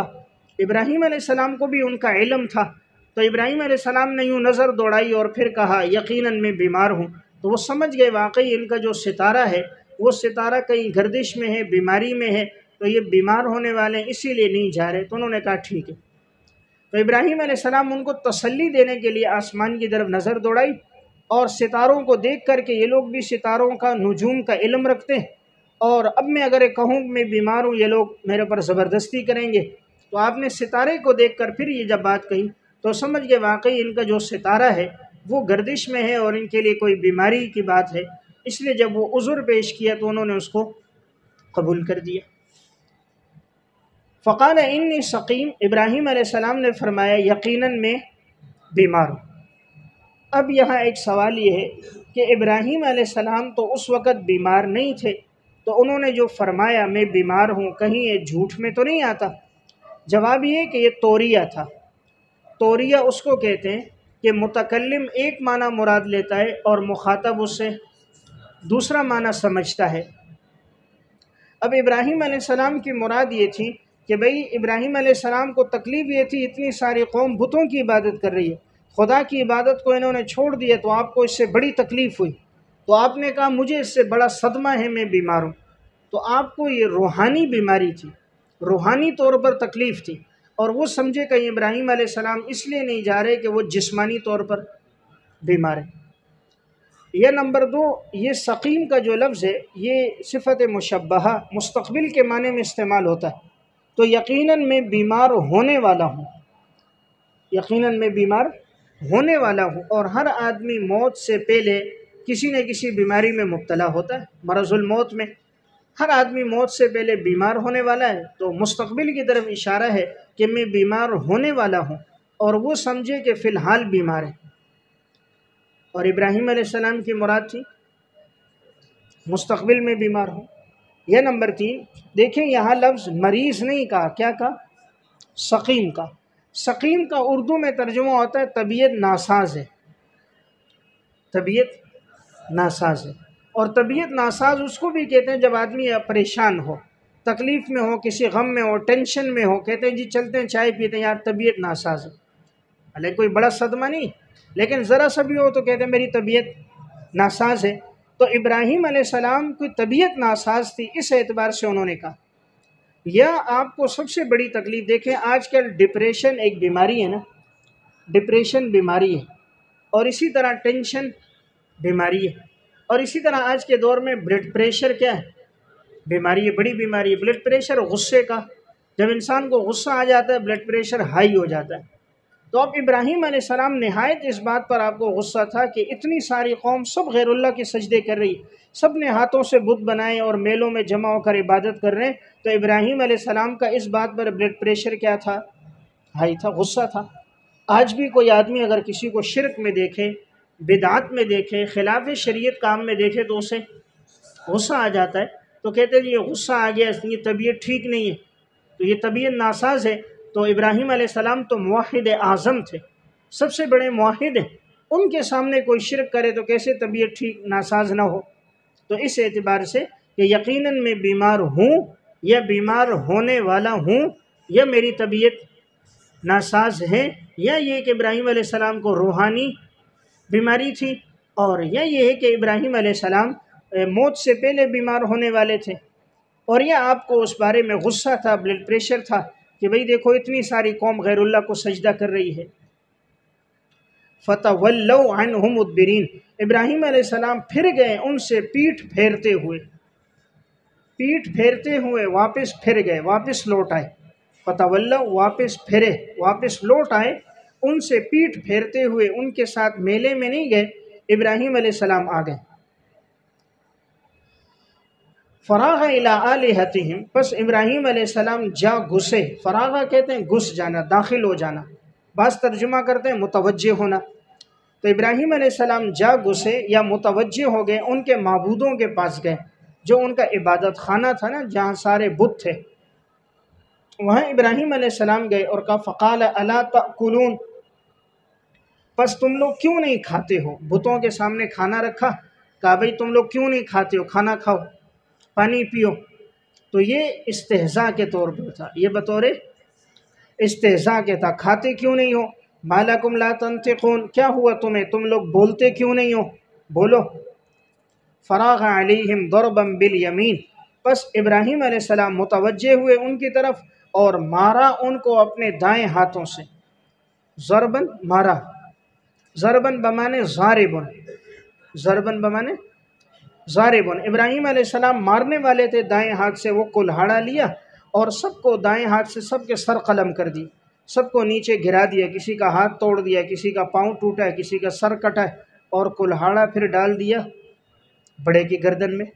فَأَقْبَلُوا إِلَيْهِ، پس وہ لوگ آئے، یزفون، دوڑتے ہوئے، جب یہ لوگ میلے سے واپس آئے تو دوڑتے ہوئے آئے۔ قَالَ أَتَعْبُدُونَ مَا تَنْحِتُونَ، نصیحت قوم، کیا تم لوگ عبادت کرتے ہو ان کی جن کو تم نے خود تراشا ہے؟ ابراہیم علیہ السلام نے سمجھایا اپنے تراشے ہوئے، اپنے ہاتھوں سے بنائے ہوئے کو عبادت کرتے ہو۔ واللہ خلقکم وما تعملون، اللہ نے تمہیں پیدا کیا ہے اور جو کچھ تم عمل کرتے ہو اس کو بھی اللہ نے پیدا کیا۔ اللہ تمہارا بھی خالق ہے اور جو تم عمل کر رہے ہو اس کا بھی خالق ہے۔ دیکھیں یہاں فرمایا تمہارا بھی خالق ہے، جو کچھ تم کرو اس کا بھی خالق ہے۔ معلوم ہوا انسان اپنے افعال کا خالق نہیں، یہ کاسب ہے۔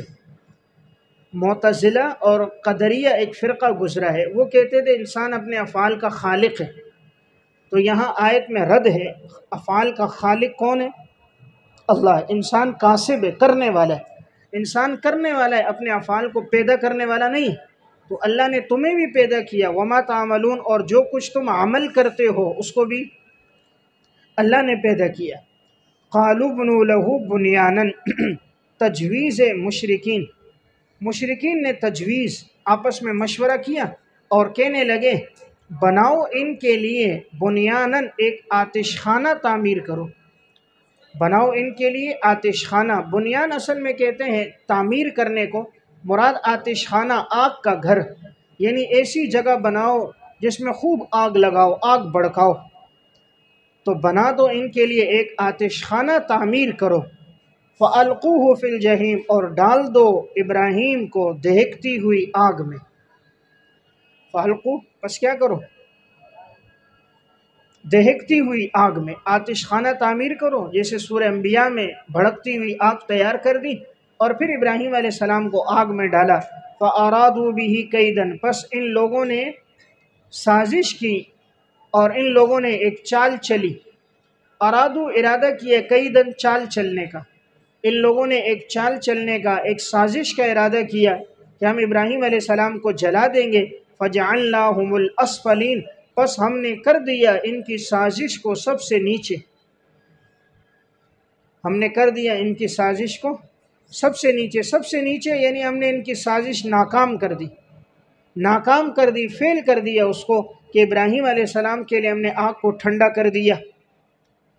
وقال انی ذاہب الی ربی سیہدین، ابراہیم علیہ السلام نے فرمایا یقیناً میں جانے والا ہوں اپنے رب کی طرف جو میری رہنمائی کرنے والا ہے، یعنی میں یہ علاقہ چھوڑ کر اپنے رب کی طرف جا رہا ہوں۔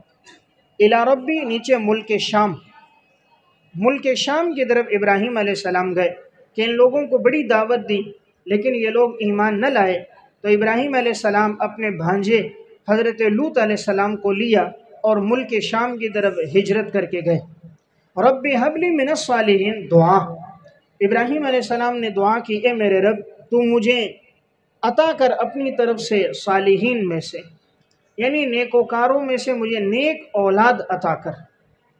فبشرناہ بغلام حلیم، اجابت دعا، پس ہم نے خوشخبری دی ان کو، ہم نے خوشخبری دی ان کو بے غلام ایک ایسے لڑکے کی حلیم جو بردبار ہے، بردبار لڑکے کی خوشخبری دی۔ نیچے غلام کے نیچے اسماعیل علیہ السلام، اسماعیل علیہ السلام کی ہم نے خوشخبری دی کہ ہم آپ کو وہ بیٹا عطا کریں گے، تو اللہ تعالیٰ نے آپ کو پھر یہ بیٹا دیا۔ دیکھیں صفت کیا ہے، حلیم، کہ وہ بڑا بردبار ہے، برداشت کرنے والا ہے۔ تو آگے واقعہ وہی آ رہا ہے کہ جب ابراہیم علیہ السلام نے خواب دیکھا کہ اپنے بیٹے اسماعیل علیہ السلام کو ذبح کر رہے ہیں، تو حضرت اسماعیل علیہ السلام نے پھر بہت برداشت کیا اپنے آپ کو اور ذبح ہونے کے لیے تیار ہو گئے۔ تو یہ وہ بڑے ہی حلیم تھے، یعنی بڑے بردبار تھے۔ فلما بلغ معه السعی، امتحان ابراہیم، امتحان ابراہیم، پس جب پہنچ گئے اسماعیل علیہ السلام معه السعی، پس جب وہ پہنچ گئے دوڑنے کی عمر کو، حضرت اسماعیل پہنچ گئے دوڑنے کی عمر کو، یعنی قابل ہو گئے کام کاج کے۔ اب ان کی عمر جب 13 سال کی ہو گئی، اور بعض نے کہا بالغ ہو گئے، تو اب بالغ ہو گئے تھے، والد کے ہاتھ بٹانے کے قابل ہو گئے۔ جب بچہ 13-15 سال کا ہو جائے، اب وہ کام کاج کرنا شروع کر دیتا ہے، والد کا ہاتھ بٹاتا ہے، کام کرتا ہے تو زیادہ خوشی ہوتی ہے۔ تو جب وہ کام کاج کے دوڑنے کے قابل ہو گئے، تو قال یا بنی، ابراہیم علیہ السلام نے کہا اے میرے بیٹے، انی ارا فی المنام، یقیناً میں نے دیکھا ہے خواب میں، انی اذبحک، کہ یقیناً میں آپ کو ذبح کر رہا ہوں، فانظر ماذا تری، پس دیکھیے آپ کہ ماذا تری، کہ آپ کیا دیکھتے ہو، آپ کیا دیکھتے ہو، آپ کی کیا رائے ہے۔ اپنے بیٹے اسماعیل سے کہا یقیناً میں دیکھتا ہوں میں آپ کو ذبح کر رہا ہوں، پس تم دیکھو یعنی تم کیا رائے دیتے ہو۔ قال یا ابت افعل، اسماعیل علیہ السلام نے کہا اے میرے پیارے ابا جان، افعل، آپ کرو، ما تؤمر، جس کا آپ کو حکم دیا گیا، جس کا حکم دیا گیا آپ اس حکم کو پورا کرو۔ ستجدنی انشاءاللہ من الصابرین، عن قریب آپ مجھے پاؤ گے اگر اللہ نے چاہا صبر کرنے والوں میں سے، یعنی انشاءاللہ آپ مجھے صبر کرنے والوں میں سے پاؤ گے۔ فلما اسلما، پس جب وہ دونوں فرما بردار ہو گئے، اطاعت گزار ہو گئے، یعنی مراد تیار ہو گئے، جب اسماعیل علیہ السلام کو ذبح کرنے کے لیے تیار ہو گئے، وَتَلَّهُ لِلْجَبِينِ، اور لٹایا ان کو کروٹ کے بل، وَتَلَّهُ، اور لٹایا، لِلْجَبِينِ، کروٹ کے بل۔ دیکھیں جبین ان دونوں طرف کو کہتے ہیں، پیشانی کے دائیں طرف کو بھی جبین کہتے ہیں اور بائیں طرف کو بھی جبین کہتے ہیں، کروٹ کے بل۔ یہ جو سامنے کا حصہ ہے نا، اس کو جبہہ کہتے ہیں، سامنے کے حصے کو جبہہ کہتے ہیں۔ تو یہاں یوں جبہہ نہیں تھا، بلکہ یہ لٹایا تھا یوں دائیں کروٹ پر یا بائیں کروٹ پہ یوں لٹایا تھا۔ تو یہاں یہ نہیں فرمایا کہ پیشانی کے بل، تو اس لیے جنہوں نے ترجمہ کیا وہ بھی مفہوم کے وسعت کی وجہ سے کیا ہے ترجمہ، وہ بھی ٹھیک ہے، پیشانی کے بل، لیکن جبین کا اصل اطلاق کس پر ہوتا ہے؟ پیشانی کی دونوں کروٹوں پر ہوتا ہے، اور یہ جو جگہ ہے اس پر اطلاق کس کا ہوتا ہے؟ جبہہ کا۔ جیسے آپ پڑھتے ہو سجدہ کہتے ہیں وضع الجبہۃ علی الارض کو، سجدہ کہتے ہیں اپنی پیشانی کو زمین پہ رکھنا، تب جا کے سجدہ ادا ہوتا ہے۔ تو کروٹ کے بل لٹایا۔ وَنَادَيْنَاهُ أَن يَا إِبْرَاهِيمُ، اور ہم نے پکارا کہ اے ابراہیم، قد صدقت الرؤیا، یقیناً آپ نے خواب سچا کر دکھایا، آپ نے خواب سچا کر دکھایا۔ اِنَّا كَذَلِكَ نَجْزِي الْمُحْسِنِينَ، اور یقیناً اسی طرح ہم بدلہ دیتے ہیں نیکوکاروں کو، ہم بدلہ دیتے ہیں اسی طرح نیکوکاروں کو۔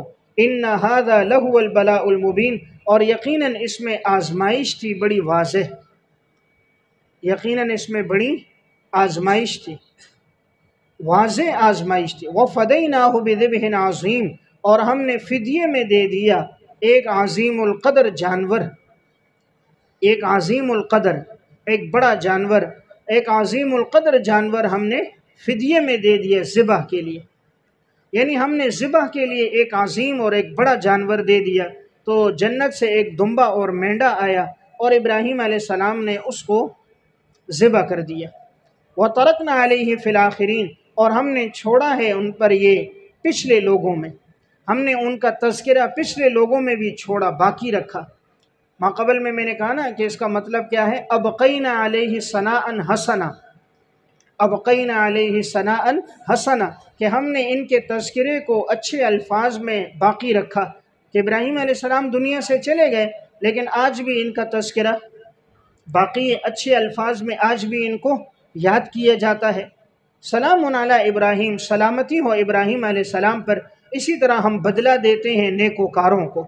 یقیناً ابراہیم علیہ السلام من عبادنا المؤمنین، ہمارے ایمان والے بندوں میں سے تھے۔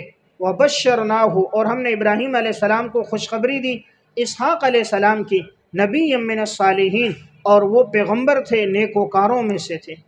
وبارکنا علیہ وعلی اسحاق، اور ہم نے برکت دی ان پر اور حضرت اسحاق علیہ السلام پر۔ ومن ذریتہما، اور ان دونوں کی اولاد میں محسن و نیکی کرنے والے لوگ بھی تھے، وظالم لنفسہ، اور اپنے نفسوں پر ظلم کرنے والے لوگ بھی تھے، مبین، کھلم کھلا واضح۔ یعنی ابراہیم علیہ السلام، اسحاق علیہ السلام، یہ تو برگزیدہ پیغمبر ہیں، لیکن ان کی اولادوں میں نیک لوگ بھی آئے، محسنون، نیکی کرنے والے، اور اپنے نفسوں پر ظلم کرنے والے بھی آئے، جنہوں نے کھلم کھلا ظلم کیا، کفر اور شرک میں زندگی گزاری، اور ایسے لوگ بھی آئے جنہوں نے نیکی میں زندگی گزاری۔ بسم اللہ الرحمن الرحیم۔ وَلَقَدْ مَنَنَّا عَلَى مُوسَى وَهَارُونَ، قصہ نمبر 3 اور 4۔ پہلے ایک واقعہ بیان ہوا حضرت نوح علیہ السلام کا، دوسرا واقعہ بیان ہوا حضرت ابراہیم علیہ السلام کا، اب تیسرا اور چوتھا واقعہ بیان ہو رہا ہے، وہ حضرت موسیٰ علیہ السلام اور حضرت ہارون علیہ السلام کا۔ وَلَقَدْ مَنَنَّا عَلَى مُوسَى وَهَارُونَ، اور البتہ یقیناً ہم نے احسان کیا حضرت موسیٰ پر اور ہارون علیہ السلام پر۔ احسان کیا یعنی ہم نے انہیں نبوت عطا کی، تو نبوت عطا کرنا اور معجزات عطا کرنا اور مقام اور مرتبہ عطا کرنا، یہ احسان ہے۔ وَنَجَّيْنَاهُمَا وَقَوْمَهُمَا، اور ہم نے موسیٰ اور ہارون علیہ السلام کو نجات دی اور ان کی قوم کو نجات دی، من الکرب العظیم، بڑی مصیبت سے، بڑی مصیبت سے ہم نے نجات دی۔ حضرت موسیٰ علیہ السلام، ہارون علیہ السلام اور ان کی قوم کو بڑی مصیبت کیا تھی کہ اللہ تعالیٰ نے دریا میں ڈوبنے سے اللہ نے نجات دے دی، اور اسی طرح فرعون اور فرعون کی طرف سے جو آزمائشیں تھیں کہ فرعون ان کے بچوں کو ذبح کرتا تھا اور ان کی عورتوں کو، بیٹیوں کو غلام بناتا تھا، تو یہ جتنی آزمائشیں تھیں اللہ نے ان تمام بڑی بڑی آزمائشوں سے ان کی حفاظت کی۔ وَنَصَرْنَاهُمْ، اور ہم نے ان کی مدد کی۔ اللہ تعالیٰ نے حضرت موسیٰ علیہ السلام، ہارون علیہ السلام اور قوم کے لوگوں کی مدد کی۔ فَكَانُوا هُمُ الْغَالِبِينَ، پس وہی لوگ غالب آنے والے تھے، پس وہی لوگ پھر غالب آنے والے تھے۔ یہ جو ہم ضمیر ہے یہ ضمیر فصل ہے، اور الغالبین جو ہے یہ کانا کی خبر ہے، کانا میں ضمیر اس کا اسم ہے، پس یہی لوگ پھر غالب آ گئے۔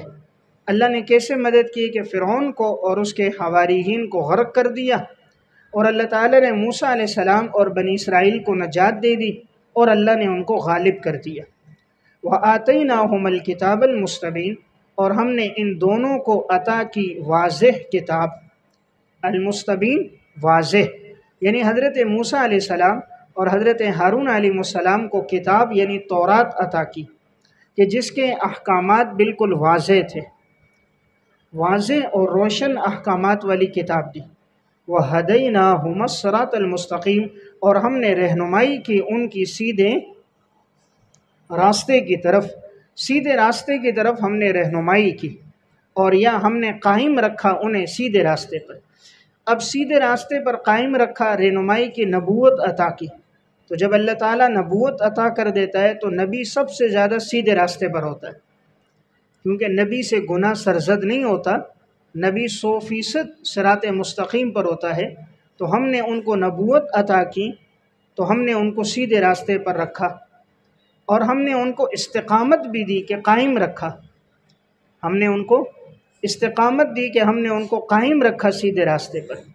وَتَرَكْنَا عَلَيْهِمَا فِي الْآخِرِينَ، اور ہم نے چھوڑ دیا ان دونوں کا تذکرہ بعد والوں میں، بعد والوں میں، پیچھے آنے والوں میں ان کا تذکرہ اب بھی موجود ہے نا۔ تذکرہ یعنی اچھے الفاظ میں یاد کرنا،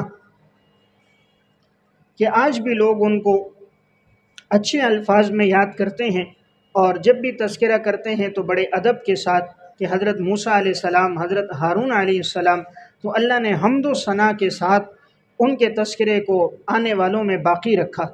سلام علی موسیٰ و ہارون، سلامتی ہے موسیٰ علیہ السلام پر اور ہارون علیہ السلام پہ۔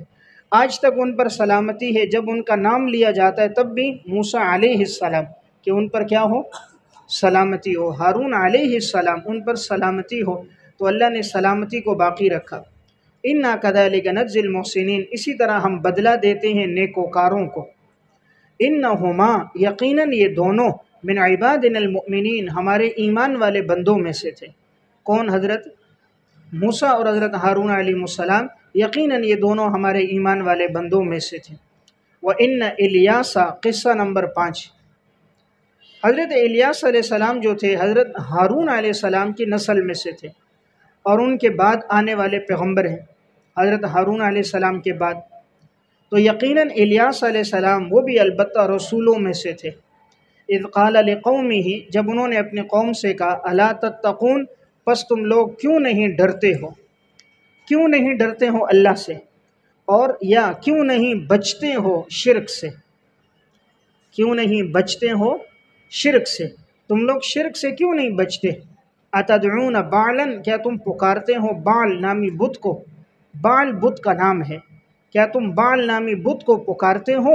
وتذرون احسن الخالقین، اور چھوڑ دیتے ہو جو تمام پیدا کرنے والوں میں بہتر پیدا کرنے والا ہے، تمام پیدا کرنے والوں میں سب سے بہتر پیدا کرنے والا اللہ کی ذات ہے، اس کو تم چھوڑ دیتے ہو۔ تذرون، چھوڑ دیتے ہو، احسن، بہتر، الخالقین، پیدا کرنے والے، تو یعنی تم بعل نامی بت کو پکار رہے ہو، اور جس نے سب سے خوبصورت انسان کو پیدا کیا، تمام چیزوں کو حسین اور جمیل بنایا، تم نے اس کو چھوڑ دیا۔ دیکھیں کائنات میں اول تو خالق کوئی نہیں ہے، جتنے لوگ ہیں نا وہ چیزوں کو صرف جوڑ رہے ہیں، ملا رہے ہیں۔ اللہ تعالیٰ کی پیدا کی ہوئی دو چیزوں کو، تین چیزوں کو ملا کر کوئی چوتھی چیز بنا رہے ہیں۔ انہوں نے ان چیزوں کو پیدا نہیں کیا، صرف ترکیب دیا ہے، صرف ملایا ہے، اور اللہ تعالیٰ خالق ہے، اللہ نے پیدا کیا۔ پھر جس طرح اللہ نے پیدا کیا، روح ڈالی ہے، کائنات میں کوئی اس طرح کسی چیز کو نہ بنا سکتا ہے نہ اس میں روح ڈال سکتا ہے، یہ صرف اللہ رب العزت کا خاصہ ہے، یہ صفت تخلیق صرف اللہ کی صفت ہے۔ یہاں جو خالقین جمع کا لفظ استعمال ہوا ہے، یہ گویا اس اعتبار سے کہ عموماً کوئی آدمی دو چیزوں کو ملائے، لوگ اس کو بھی خالق کہہ دیتے ہیں نا۔ کسی نے دو چیزیں ملا کر تیسری چیز بنا دی، چند چیزوں کو جوڑا اور ایک نئی چیز بنا دی، لوگ اس کو بھی خالق کہتے ہیں۔ تو کہا اگر وہ بھی خالق ہو، بالفرض تھوڑی دیر مان بھی لو، تو سب میں خالق سب سے بہترین تو اللہ کی ذات ہے۔ اللہ نے جس طرح جوڑا، مرکب کیا، بنایا، اس طرح تو کوئی بھی نہیں بنا سکتا۔ تو ان پر اگر خالق کا جو اطلاق ہوا ہے وہ حقیقی معنی کے اعتبار سے نہیں ہوا، وہ لوگوں کے اعتبار سے، کہ لوگ بسا اوقات ان کو بھی خالق کہہ دیتے ہیں۔ جو آدمی کوئی چیز ایجاد کرے، کسی نے موبائل ایجاد کیا، کسی نے پنکھا ایجاد کیا، گھڑی ایجاد کی، لوگ کہتے ہیں وہ خالق ہے، حالانکہ وہ تمام اجزاء جو جوڑے ہیں وہ اللہ کے پیدا کیے ہیں، تو وہ خالق تو نہیں ہے، صرف ان کو ترکیب دینے والا، مرکب کرنے والا ہے، لیکن کبھی ان کو بھی خالق لوگ کہہ دیتے ہیں۔ تو اس اعتبار سے کہا سب میں بہترین خالق کون ہے؟ اللہ ہے۔ اول تو وہ خالق نہیں ہے، اور اگر مان بھی لیں تو بہترین کون ہے؟ اللہ ہے، کہ اللہ نے ان تمام مادوں کو اللہ نے پیدا کیا۔ اللہ ربکم، بدل ہے، اب وہ بہترین خالق کون ہے؟ اللہ، بدل ہے، اللہ تمہارا رب ہے، اور تمہارے پہلے آباء و اجداد کا بھی رب ہے۔ فَكَذَّبُوهُ، پس ان لوگوں نے جھٹلایا۔ فَإِنَّهُمْ لَمُحْضَرُونَ، اور یقیناً البتہ یہ حاضر کیے جائیں گے، البتہ یہ حاضر کیے جائیں گے جہنم کی آگ میں، جہنم کی آگ میں البتہ ان سب کو حاضر کیا جائے گا۔ إِلَّا عِبَادَ اللَّهِ الْمُخْلَصِينَ، مگر اللہ کے وہ بندے جو چنے ہوئے ہیں، اللہ کے جو منتخب بندے ہیں، وہ بندے جہنم کی آگ سے محفوظ ہوں گے۔ وَتَرَكْنَا عَلَيْهِ فِي الْآخِرِينَ، اور ہم نے چھوڑ دیا ہے ان کا اچھا تذکرہ بعد والوں میں، ہم نے ان کا اچھا تذکرہ اور اچھے الفاظ میں ان کا ذکر ہم نے بعد والوں میں چھوڑ دیا، یعنی بعد والوں میں بھی ان کا ذکر خیر موجود ہے۔ سلام علی الیاسین، اور سلامتی ہو حضرت الیاس علیہ السلام پر۔ یہ الیاس علیہ السلام ہی کا نام ہے، تو ان کو الیاس بھی کہتے ہیں اور الیاسین بھی کہتے ہیں، دو نام ہیں۔ تو یہ اصل میں عربی جو لوگ ہیں تو وہ جب عجم کے کسی لفظ کو پکارتے ہیں تو آخر میں یا نون بڑھا دیتے ہیں، یا نون بڑھا دیتے ہیں، تو نام تو الیاس ہے تو یا نون لگائے تو کیا ہو گیا؟ الیاسین ہو گیا۔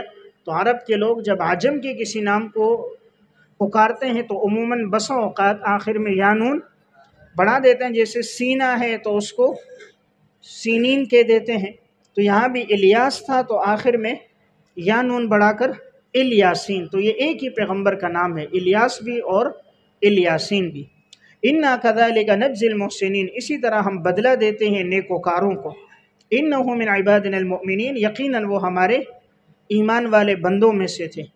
وَإِنَّ لُوطًا لَمِنَ الْمُرْسَلِينَ، چھٹا قصہ، اور یقیناً لوط علیہ السلام البتہ رسولوں میں سے تھے۔ اذ نجیناہ وَأَهْلَهُ، جب ہم نے نجات دی لوط علیہ السلام اور ان کے اہل کو، اجمعین، سب کے سب کو، ہم نے سب کے سب کو نجات دی، الا عجوزا فی الغابرین، مگر ایک بوڑھی تھی پیچھے رہنے والی، مگر ایک بوڑھی تھی پیچھے رہنے والی، جو لوط علیہ السلام کی بیوی ہے، جو ایمان لے کر نہیں آئی تو وہ پیچھے رہ گئی اور وہی عذاب میں مبتلا ہو گئی۔ ثم دمرنا الآخرین، پھر ہم نے ہلاک کر دیا دوسروں کو، جن کو نجات دینی تھی نجات دے دی، اور جو ایمان لے کر نہیں آئے ہم نے ان دوسروں کو، پیچھے رہنے والوں کو ہم نے ہلاک کر دیا۔ وَإِنَّكُمْ لَتَمُرُّونَ عَلَيْهِمْ، اور یقیناً تم لوگ گزرتے ہو ان پر، مصبحین، صبح کے وقت تم ان پر گزرتے ہو، وَبِاللَّيْلِ، اور شام کے وقت گزرتے ہو، افلا تعقلون، کیا تم عقل نہیں رکھتے؟ اللہ تعالیٰ مشرکین سے فرما رہا ہے کہ جہاں ہم نے قوم لوط کو عذاب دیا، آج بھی تم ان کے کھنڈرات کے پاس سے، ان کی جگہوں اور آبادی کے مقامات سے گزرتے ہو، صبح بھی شام بھی، کیا ان کھنڈرات کو اور ان جگہوں کو دیکھ کر تم عبرت حاصل نہیں کرتے؟ وَإِنَّ يُونُسَ لَمِنَ الْمُرْسَلِينَ، قصہ نمبر 7، اور یقیناً یونس علیہ السلام البتہ وہ بھی رسولوں میں سے تھے۔ اذ ابق الی الفلک المشحون، جب وہ بھاگ پڑے کشتی کی طرف جو بھری ہوئی تھی، جب وہ بھاگے کشتی کی طرف، المشحون جو بھری ہوئی تھی، مسافروں کے ساتھ بھری ہوئی تھی، فساہم، پس قراندازی کی، فکان من المدحضین، پس تھے وہ یونس علیہ السلام مغلوب ہونے والوں میں سے، پس وہ ہو گئے وہاں مغلوب ہونے والوں میں سے، یا بعض کہتے ہیں ان میں سے جن کو دھکیل دیا گیا، تو چونکہ انہیں دھکیلا گیا تھا پھر سمندر میں اور یہ مچھلی کے پیٹ میں چلے گئے، تو پس یہ ہو گئے مغلوب ہونے والوں میں سے، یا دوسرا ترجمہ یہ ان لوگوں میں سے جن کو دھکیل دیا گیا تھا، کشتی سے دھکیلا گیا اور وہ سمندر میں گرے اور مچھلی کا لقمہ بن گئے۔ فَالْتَقَمَهُ الْحُوتُ، پس نگل دیا ان کو مچھلی نے،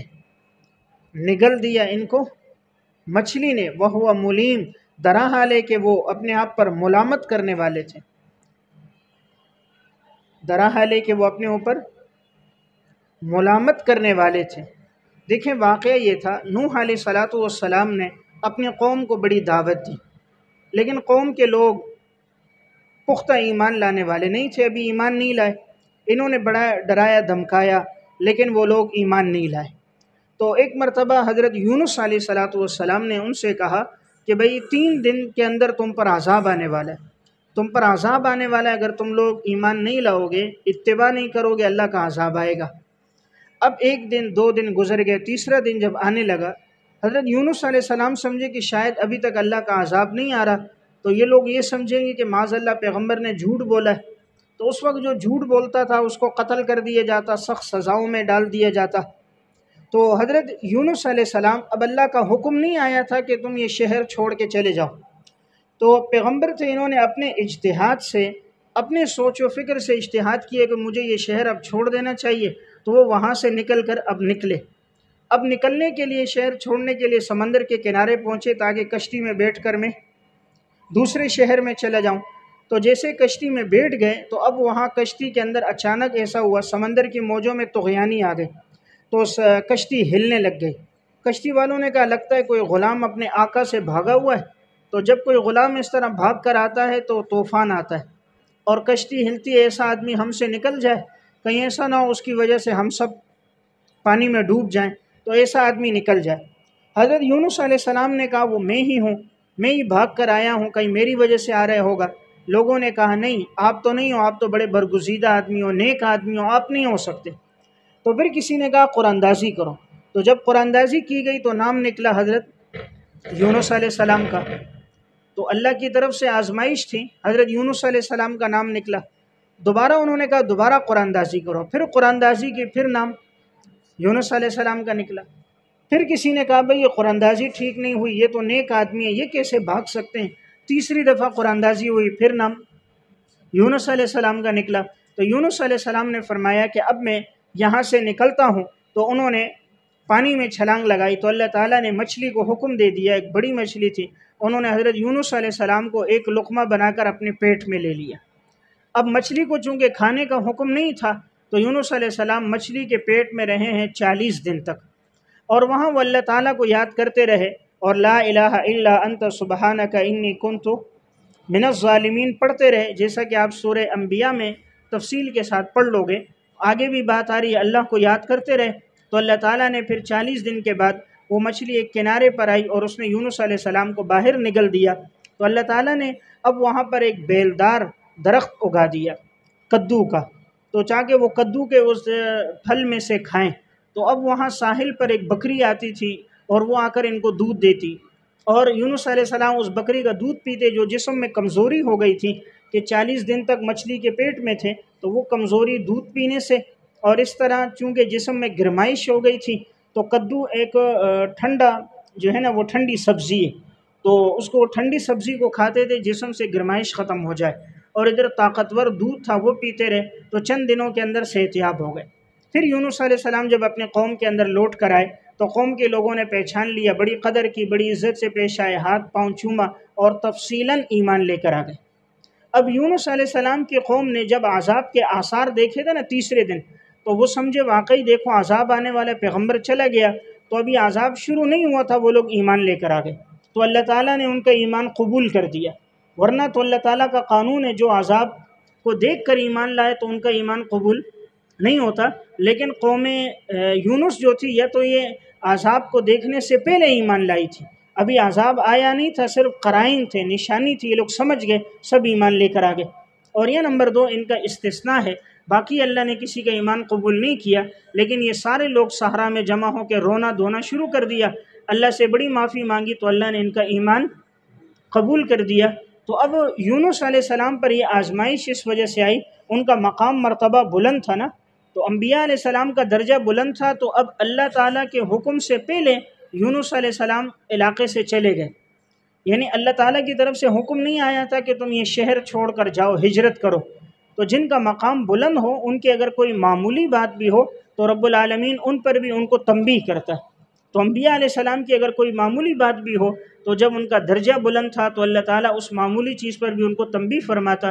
تو یہ تنبیہ ہوئی کہ وہ 40 دن مچھلی کے پیٹ میں رہے ہیں، تو باقی ان کی ایسا نہیں ہے معاذ اللہ کوئی نافرمانی ہو، نبی معصوم ہوتا ہے، نبی کبھی بھی اللہ کی نافرمانی نہیں کرتا، ہر پیغمبر کبیرہ صغیرہ تمام گناہوں سے محفوظ ہے۔ اب یونس علیہ السلام وہ سمجھے کہ 3 دن ہونے والے ہیں، عذاب نہیں آ رہا، کہیں لوگ سمجھیں گے پیغمبر نے بات کی وہ تو سچی نہیں ہوئی، تو یونس علیہ السلام صرف اپنے اجتہاد سے چلے گئے کہ مجھے یہ علاقہ چھوڑ دینا چاہیے، اللہ تعالیٰ کی طرف سے یہ حکم تھا کہ جب تک ہم نے نہیں کہا آپ نے علاقہ کیوں چھوڑا۔ تو یہ معمولی بات تھی، لیکن انبیاء علیہ السلام کا مقام بلند ہوتا ہے، اس لیے معمولی بات پر بھی ان کو تنبیہ کی جاتی ہے، اس وجہ سے ان پر تنبیہ آئی۔ تو یہاں یہی واقعہ ہے کہ یونس علیہ السلام رسولوں میں سے تھے، جب وہ بھاگ کر گئے کشتی کی طرف جو کشتی بھری ہوئی تھی مسافروں سے، فساہما قرآن اندازی کی گئی، فکانا پس یونس علیہ السلام من المدحضین مغلوب لوگوں میں سے ہو گئے، کہ وہ لوگ غالب ہو گئے، یہ مغلوب ہو گئے، یا دھکیلے ہوئے لوگوں میں سے ہو گئے کہ ان کو دھکیل دیا گیا پھر پانی سے، کشتی سے، اور یہ سمندر میں گر گئے۔ اور بعض ترجمہ کرتے ہیں شکست خوردہ لوگوں میں سے ہو گئے کہ ان کو وقتی طور پر شکست ہو گئی، یا آزمائش والے لوگوں میں سے ہو گئے کہ وقتی طور پر آزمائش آ گئی۔ فَالْتَقَمَّهُ الْحُوتُ، بس مچھلی نے ان کو نگل دیا درا حالے کہ یہ اپنے اوپر ملامت کرنے والے تھے۔ فَلَوْلَا أَنَّهُ كَانَ مِنَ الْمُصَبِّحِينَ، بس اگر وہ نہ ہوتے اللہ تبارک و تعالیٰ کی تسبیح کرنے والے، اگر یونس علیہ السلام نہ ہوتے من المصبحین، تسبیح کرنے والے، انہوں نے اللہ کی تسبیح کی نا، کون سی تسبیح؟ لا الہ الا انت سبحانک انی کنت من الظالمین، یہ تسبیح اگر وہ نہ کرتے للبث فی بطنہ، البتہ وہ ٹھہرے رہتے مچھلی کے پیٹ میں الی یوم یبعثون، اٹھائے جانے کے دن تک، اٹھائے جانے کے دن تک، قیامت تک وہ مچھلی کے پیٹ میں پھر ہوتے، باہر نہ آتے۔ فَنَبَذْنَاهُ بِالْعَرَاءِ، بس ہم نے ڈال دیا ان کو ایک چٹیل میدان میں، ڈال دیا ان کو ہم نے ایک چٹیل میدان میں، وَهُوَ سَقِيمٌ، درا حالے کہ یونس علیہ السلام بیمار تھے، 40 دن مچھلی کے پیٹ میں رہے تو بیمار ہو گئے۔ وَأَنبَتْنَا عَلَيْهِ شَجَرَةً، اور ہم نے اگا دیا ان پر ایک درخت، مِن یقطین، بیلدار، بیل والا درخت جس کی بیلیں ہوتی ہیں، ایک تو ہوتا ہے جو تنے پہ کھڑا ہوتا ہے نا، تنے پہ کھڑا ہوتا ہے، شاخیں ہوتی ہیں، اور ایک وہ ہوتا ہے جس کی بیلیں ہوتی ہیں اور بیلوں کو اوپر رسی کے ساتھ باندھ کر اوپر کر لیتے ہیں گھروں کے اوپر، یہ تو کدو کا درخت، بریکٹ میں کیا، کدو کا، تو یہ بیلدار درخت ہم نے ان کے اوپر اگا دیا تاکہ وہ درخت ان پر سایہ بھی کرے، اس کی ٹھنڈی چھاؤں بھی ملے اور ٹھنڈا کدو کا تازہ پھل بھی ملے، اور بکری کا دودھ، اور ادھر سمندر کا پانی، اور اچھی آب و ہوا بھی ہم نے ان کو دی، تو چند دنوں میں صحت یاب ہو گئے۔ وَأَرْسَلْنَاهُ إِلَىٰ مِائَةِ أَلْفٍ، اور ہم نے یونس علیہ السلام کو بھیجا تھا 1,00,000 آدمیوں کی طرف، او یزیدون، یا وہ 1,00,000 سے زیادہ تھے، 1,00,000 تھے یا 1,00,000 سے زیادہ تھے، تو بعض مفسرین نے لکھا 1,20,000 تھے، اور بعض نے لکھا 1,25,000 تھے، 1,25,000، 1,25,000 تھے۔ تو اب بھی بعض نے اس سے استنباط کیا ہے کہ اگر کوئی آدمی مصیبت میں پڑا ہو تو وہ یہی آیت کریمہ 1,25,000 دفعہ، 1,25,000 دفعہ پڑھ لے تو اللہ تعالیٰ اس مصیبت سے، پریشانی سے اس کو نکال دیتا ہے۔ تو بعض نے اس سے استنباط کرتے ہوئے یہ کہا ہے، ورنہ کہیں شریعت میں حکم نہیں ہے کہ اتنی تعداد میں پڑھی جائے، بس جتنی سہولت ہے اتنے آسانی سے آدمی اس آیت کریمہ کو پڑھتا رہے۔ فآمنوا، پس وہ لوگ ایمان لے کر آ گئے۔ اب جب یونس علیہ السلام دوبارہ آئے نا تو آمنو کے نیچے تفصیلاً ایمان لے کر قوم کے لوگ آ گئے۔ فمتعناہم الی حین، اب ہم نے ان کو فائدہ دیا ایک وقت تک۔ دیکھیں پہلے تو ایمان لے کر آئے تھے اجمالاً، اب یہ عذاب آنا شروع ہونے والا تھا، وہ ایمان لے آئے، آہوزاری کی، اللہ نے یونس علیہ السلام کی قوم کو بچا دیا، تو پہلے وہ ایمان لائے تھے اجمالاً۔ اب جب یونس علیہ السلام دوبارہ آئے اپنی بستی میں تو وہ ایمان لے کر آئے تفصیلاً، تو اب اللہ نے ایک وقت مقرر تک ان کو فائدہ دیا۔ فاستفتہم، پس آپ پوچھئے ان سے، تو لکھے مشرکین کے ساتھ طریق مناظرہ، مشرکین کے ساتھ طریق مناظرہ، مشرکین سے کیسے بات کی جائے، تو پوچھئے ان سے الربک البنات ولہم البنون، کیا تمہارے رب کے لیے ہو بیٹیاں اور ان کے لیے ہوں بیٹے؟ ام خلقنا الملائکۃ اناسا، کیا ہم نے پیدا کیا ہے فرشتوں کو مؤنث، اناسا مؤنث، وہم شاہدون، درا حالے کہ وہ موجود تھے، درا حالے کہ یہ مشرکین مکہ موجود تھے، دیکھ رہے تھے۔ الا، خبردار، انہم من افکہم، یقیناً یہ لوگ جھوٹ بولتے ہیں، لیقولون، اور کہہ رہے ہیں، یہ لوگ یقیناً جھوٹ کہہ رہے ہیں، یقیناً یہ لوگ جھوٹ کہہ رہے ہیں۔ کیا جھوٹ کہہ رہے ہیں؟ ولد اللہ، کہ اللہ نے کی اولاد ہے، اللہ نے اولاد جنی ہے، اللہ کی اولاد ہے۔ وَإِنَّهُمْ لَكَاذِبُونَ، اور یقیناً یہ لوگ اپنی بات میں جھوٹے ہیں، یہ لوگ اپنی بات میں جھوٹے لوگ ہیں۔ اصطفى البنات علی البنین، پس کیا اللہ نے چن لیا ہے لڑکیوں کو لڑکوں پر، اللہ نے لڑکیوں کو بیٹیوں کو چن لیا ہے بیٹوں پر۔ ما لکم کیف تحکمون، کیا ہو گیا تمہیں، کیسا فیصلہ کر رہے ہو، کیا ہو گیا تمہیں، کیسا فیصلہ کر رہے ہو۔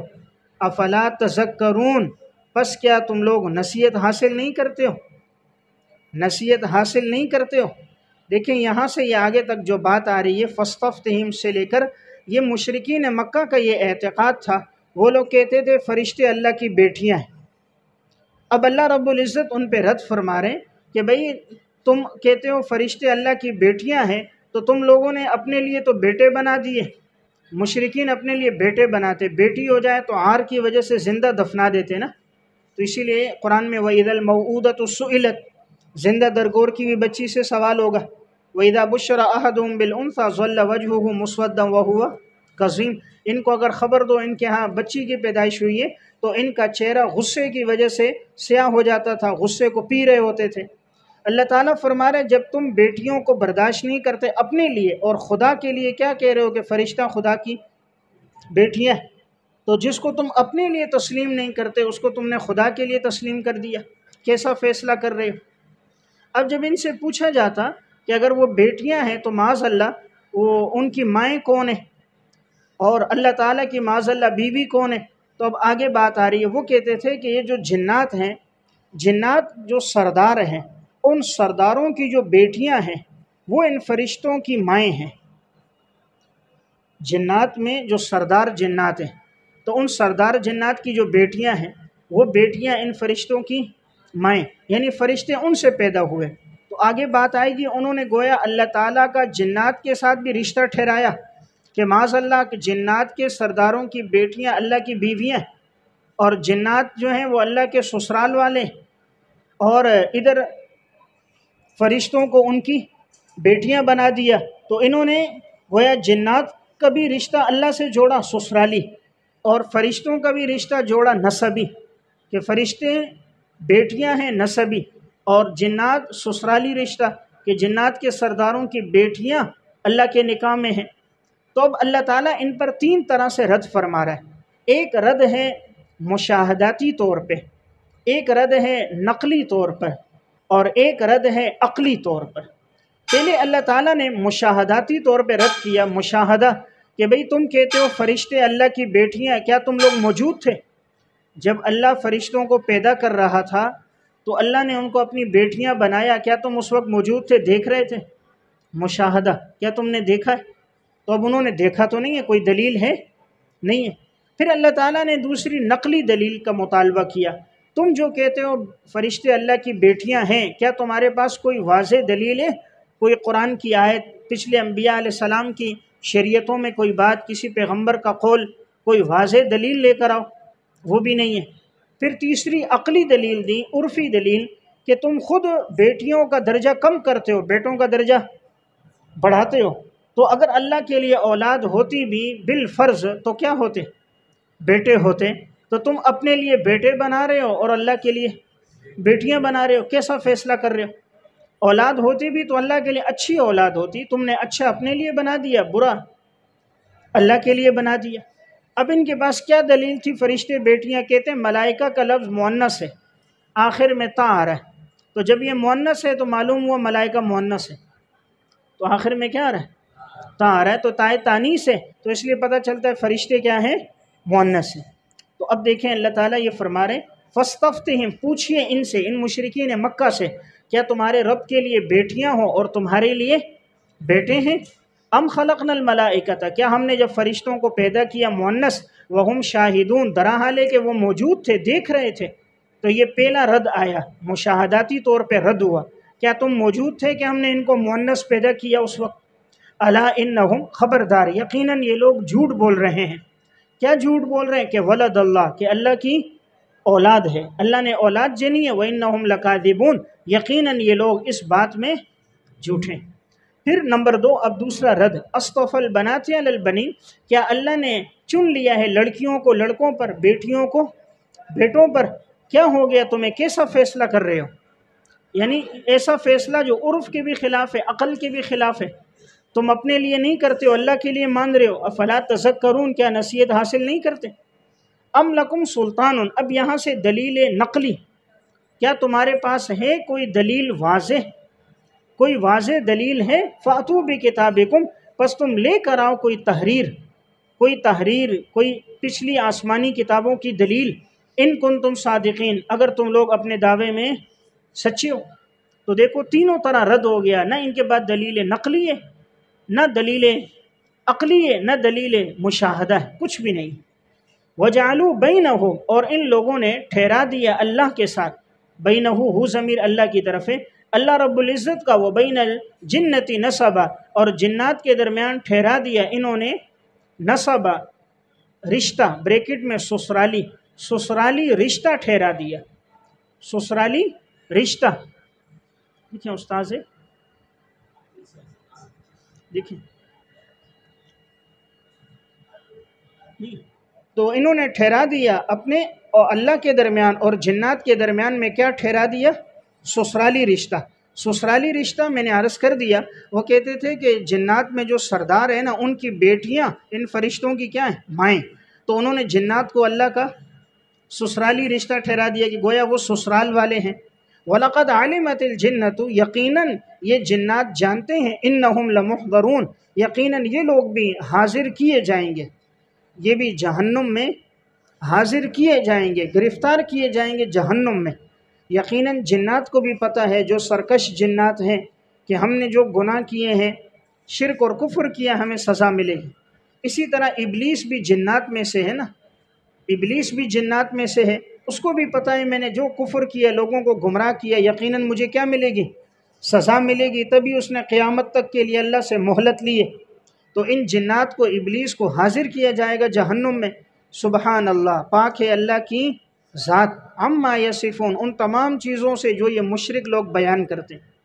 مشرک لوگ یہ جتنی چیزیں بیان کرتے ہیں اللہ کے بارے میں، اللہ سب سے پاک ہے۔ الا عباد اللہ المخلصین، مگر اللہ کے نیک بندے جن کو اللہ نے چن لیا ہے، جن کو اللہ نے چن لیا ہے، وہ اللہ کے ساتھ شریک نہیں ٹھہراتے۔ فإنکم وما تعبدون، یقیناً تم، وما تعبدون، اور جس کی تم عبادت کر رہے ہو، ما انتم علیہ بفاتنین، پس نہیں ہو تم اللہ کے خلاف بہکانے والے، نہیں ہو تم اللہ کے خلاف بہکانے والے، اللہ کے مقابلے میں۔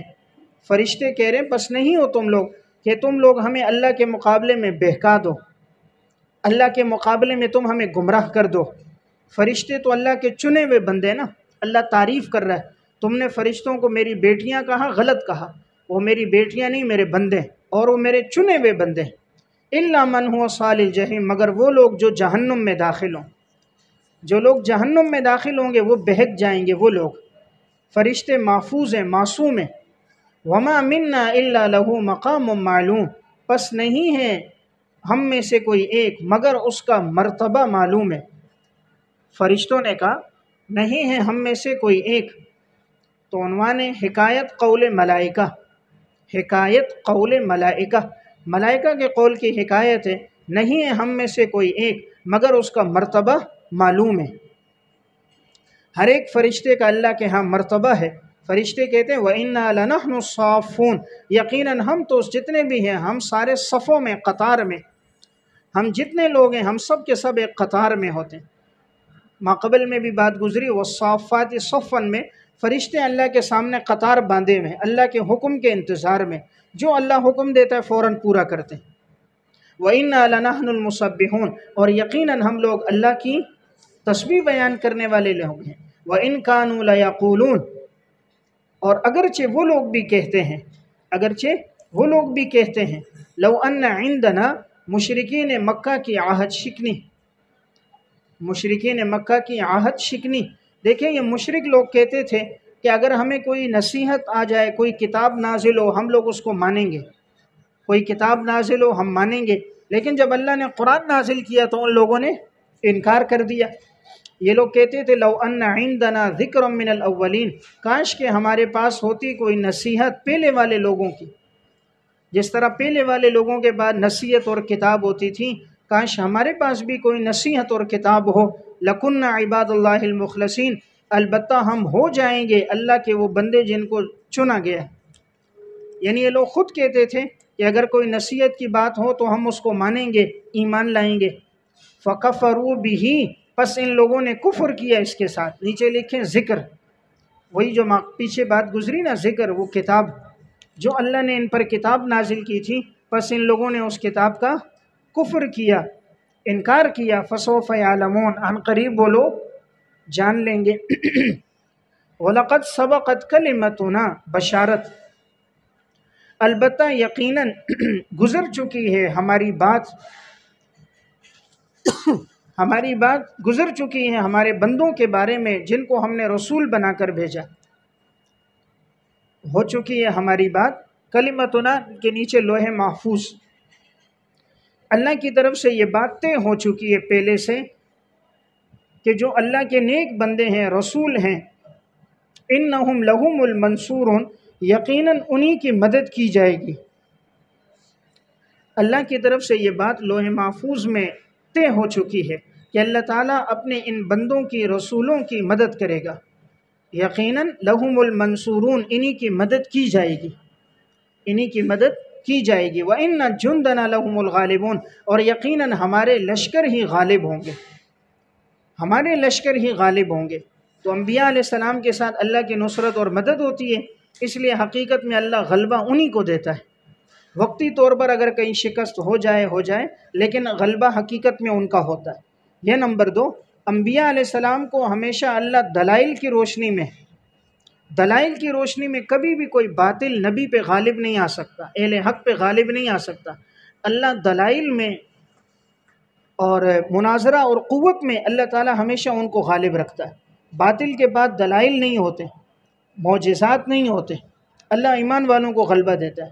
اسی طرح اللہ تعالیٰ وقتی آزمائش آ بھی جائیں، آخر میں غلبہ کس کا ہوتا ہے؟ اہل حق کا ہوتا ہے۔ تو قل جاء الحق وزهق الباطل ان الباطل کان زہوقا، باطل ہمیشہ مٹ جاتا ہے۔ باطل کی مثال جھاگ کی طرح ہے، بظاہر اوپر نظر آتی ہے لیکن کنارے پر آ کر ختم ہو جاتی ہے۔ تو کبھی اگر باطل نظر آئے غالب ہو رہا ہے تو وہ جھاگ ہے، تو جھاگ پائیدار نہیں ہوتی، ایک وقت آتا ہے مٹ جاتی ہے۔ آج بھی دیکھیں ساری دنیا کا باطل ملا، 47 ممالک کی فوجیں ملی، 20 سال تک زور لگاتے رہے افغانستان میں، لیکن اللہ نے غلبہ اہل حق کو دیا۔ تعداد بھی کم تھی، ہتھیار بھی نہیں تھے، اللہ نے ان کو نصرت اور فتح دی، اور باطل تمام ہتھیاروں کے ساتھ مغلوب ہو گیا، اور اہل حق بغیر ہتھیاروں کے، اللہ نے تعداد میں بھی کم تھے، اللہ نے فتح اور نصرت دے دی۔ تو یقیناً اللہ تعالیٰ کی مدد اپنے ایمان والوں کے ساتھ ہوتی۔ فَتَوَلَّ عَنْهُمْ، تسلی رسول، آپ اعراض کیجئے ان سے، حتی حین، ایک وقت تک، ان کے لیے ایک وقت مقرر ہے، جو وقت مقرر آئے گا پھر ان پر اللہ کا عذاب آئے گا۔ اب یہ جو فتولی ہے، نیچے لکھیں فتولی عنہم حتی حین، یہ مرتب ہے تغلیب اہل حق پر، یہ مرتب ہے تغلیب اہل حق پر، کہ اہل حق کو اللہ مرتبہ دے گا، اہل حق کو اللہ مرتبہ دے گا۔ آپ ان سے اعراض کرو، ایک وقت آئے گا اللہ اہل حق کو مرتبہ دے گا۔ ما قبل میں نا ان جندنا لہم الغالبون، تو یہ جملہ کس پہ مرتب ہے؟ تغلیب اہل حق پر، کہ آپ ان سے اعراض کرو اللہ اہل حق کو غلبہ دے گا۔ وَأَبْصِرْهُمْ، آپ دیکھیے انہیں، فَسَوْفَ يُبْصِرُونَ، پس وہ لوگ بھی دیکھنے والے، آپ بھی ان کو دیکھیے، وہ بھی دیکھنے والے انتظار میں، پس اللہ کا عذاب آنے والا ہے۔ أَفَبِعَذَابِنَا يَسْتَعْجِلُونَ، کیا وہ لوگ ہمارے عذاب کو جلدی طلب کر رہے ہیں؟ کیا یہ لوگ ہمارے عذاب کو جلدی طلب کرتے ہیں؟ فَإِذَا نَزَلَ بِسَاحَتِهِمْ، پس جب وہ عذاب اترے گا ان کے صحنوں میں، فَسَاءَ صَبَاحُ الْمُنذَرِينَ، پس بہت بری ہوگی وہ صبح جس میں ان کو ڈرایا گیا، جس صبح میں ان کو ڈرایا گیا تھا، وہ صبح ان کے لیے بہت بری ہوگی، یعنی وہ صبح ان کو کوئی کام نہیں دے گی۔ وَتَوَلَّ عَنْهُمْ، آپ اعراض کیجئے ان سے، حتی حین، ایک وقت تک۔ تو لکھیں یہ جو تولی عنہم ہے، یہ مرتب ہے تعذیب کفار پر، یہ مرتب ہے تعذیب کفار پر، کہ آپ اعراض کرو، ایک وقت آئے گا اللہ ان کو عذاب دے گا۔ پہلا والا میں نے کہا تھا وہ مرتب ہے تغلیب اہل حق پر، اہل حق کو اللہ غلبہ دے گا، اور یہاں جو دوبارہ کہا اعراض کیجئے ایک وقت تک، اس کا تعلق ہے کہ اللہ تعالیٰ کفار کو عذاب دے گا، کہ یہ مرتب ہے تعذیب کفار پر، کہ اللہ تعالیٰ کفار کو عذاب دے گا۔ وَأَبْصِرْ، آپ دیکھیے، فَسَوْفَ يُبْصِرُونَ، پس وہ لوگ بھی دیکھتے ہیں۔ سبحان ربک رب العزت، خلاصہ صورت، پاک ہے تیرے رب کی ذات۔ تو نیچے لکھیں توحید، اللہ کی ذات پاک ہے، یعنی ہر قسم کی شرک سے، اللہ تعالیٰ ہر قسم کے شرک اور بدعات اور کفر سے پاک ہے۔ سبحان ربک، پاک ہے تیرے رب کی ذات، رب العزتی، اور وہ عزت والا رب ہے، عما یصفون، ان تمام چیزوں سے جو وہ بیان کرتے ہیں۔ اللہ تعالیٰ ان تمام معبودان سے اور تمام شرک کی باتوں سے اللہ پاک ہے۔ وسلام علی المرسلین، رسالت اور سلامتی ہو رسولوں پر، جن کو رسول بنا کر بھیجا گیا ان پر سلامتی ہو۔ والحمد للہ رب العالمین، اور تمام تعریفیں اس اللہ کے لیے جو تمام جہانوں کا رب ہے، جو تمام جہانوں کا رب ہے۔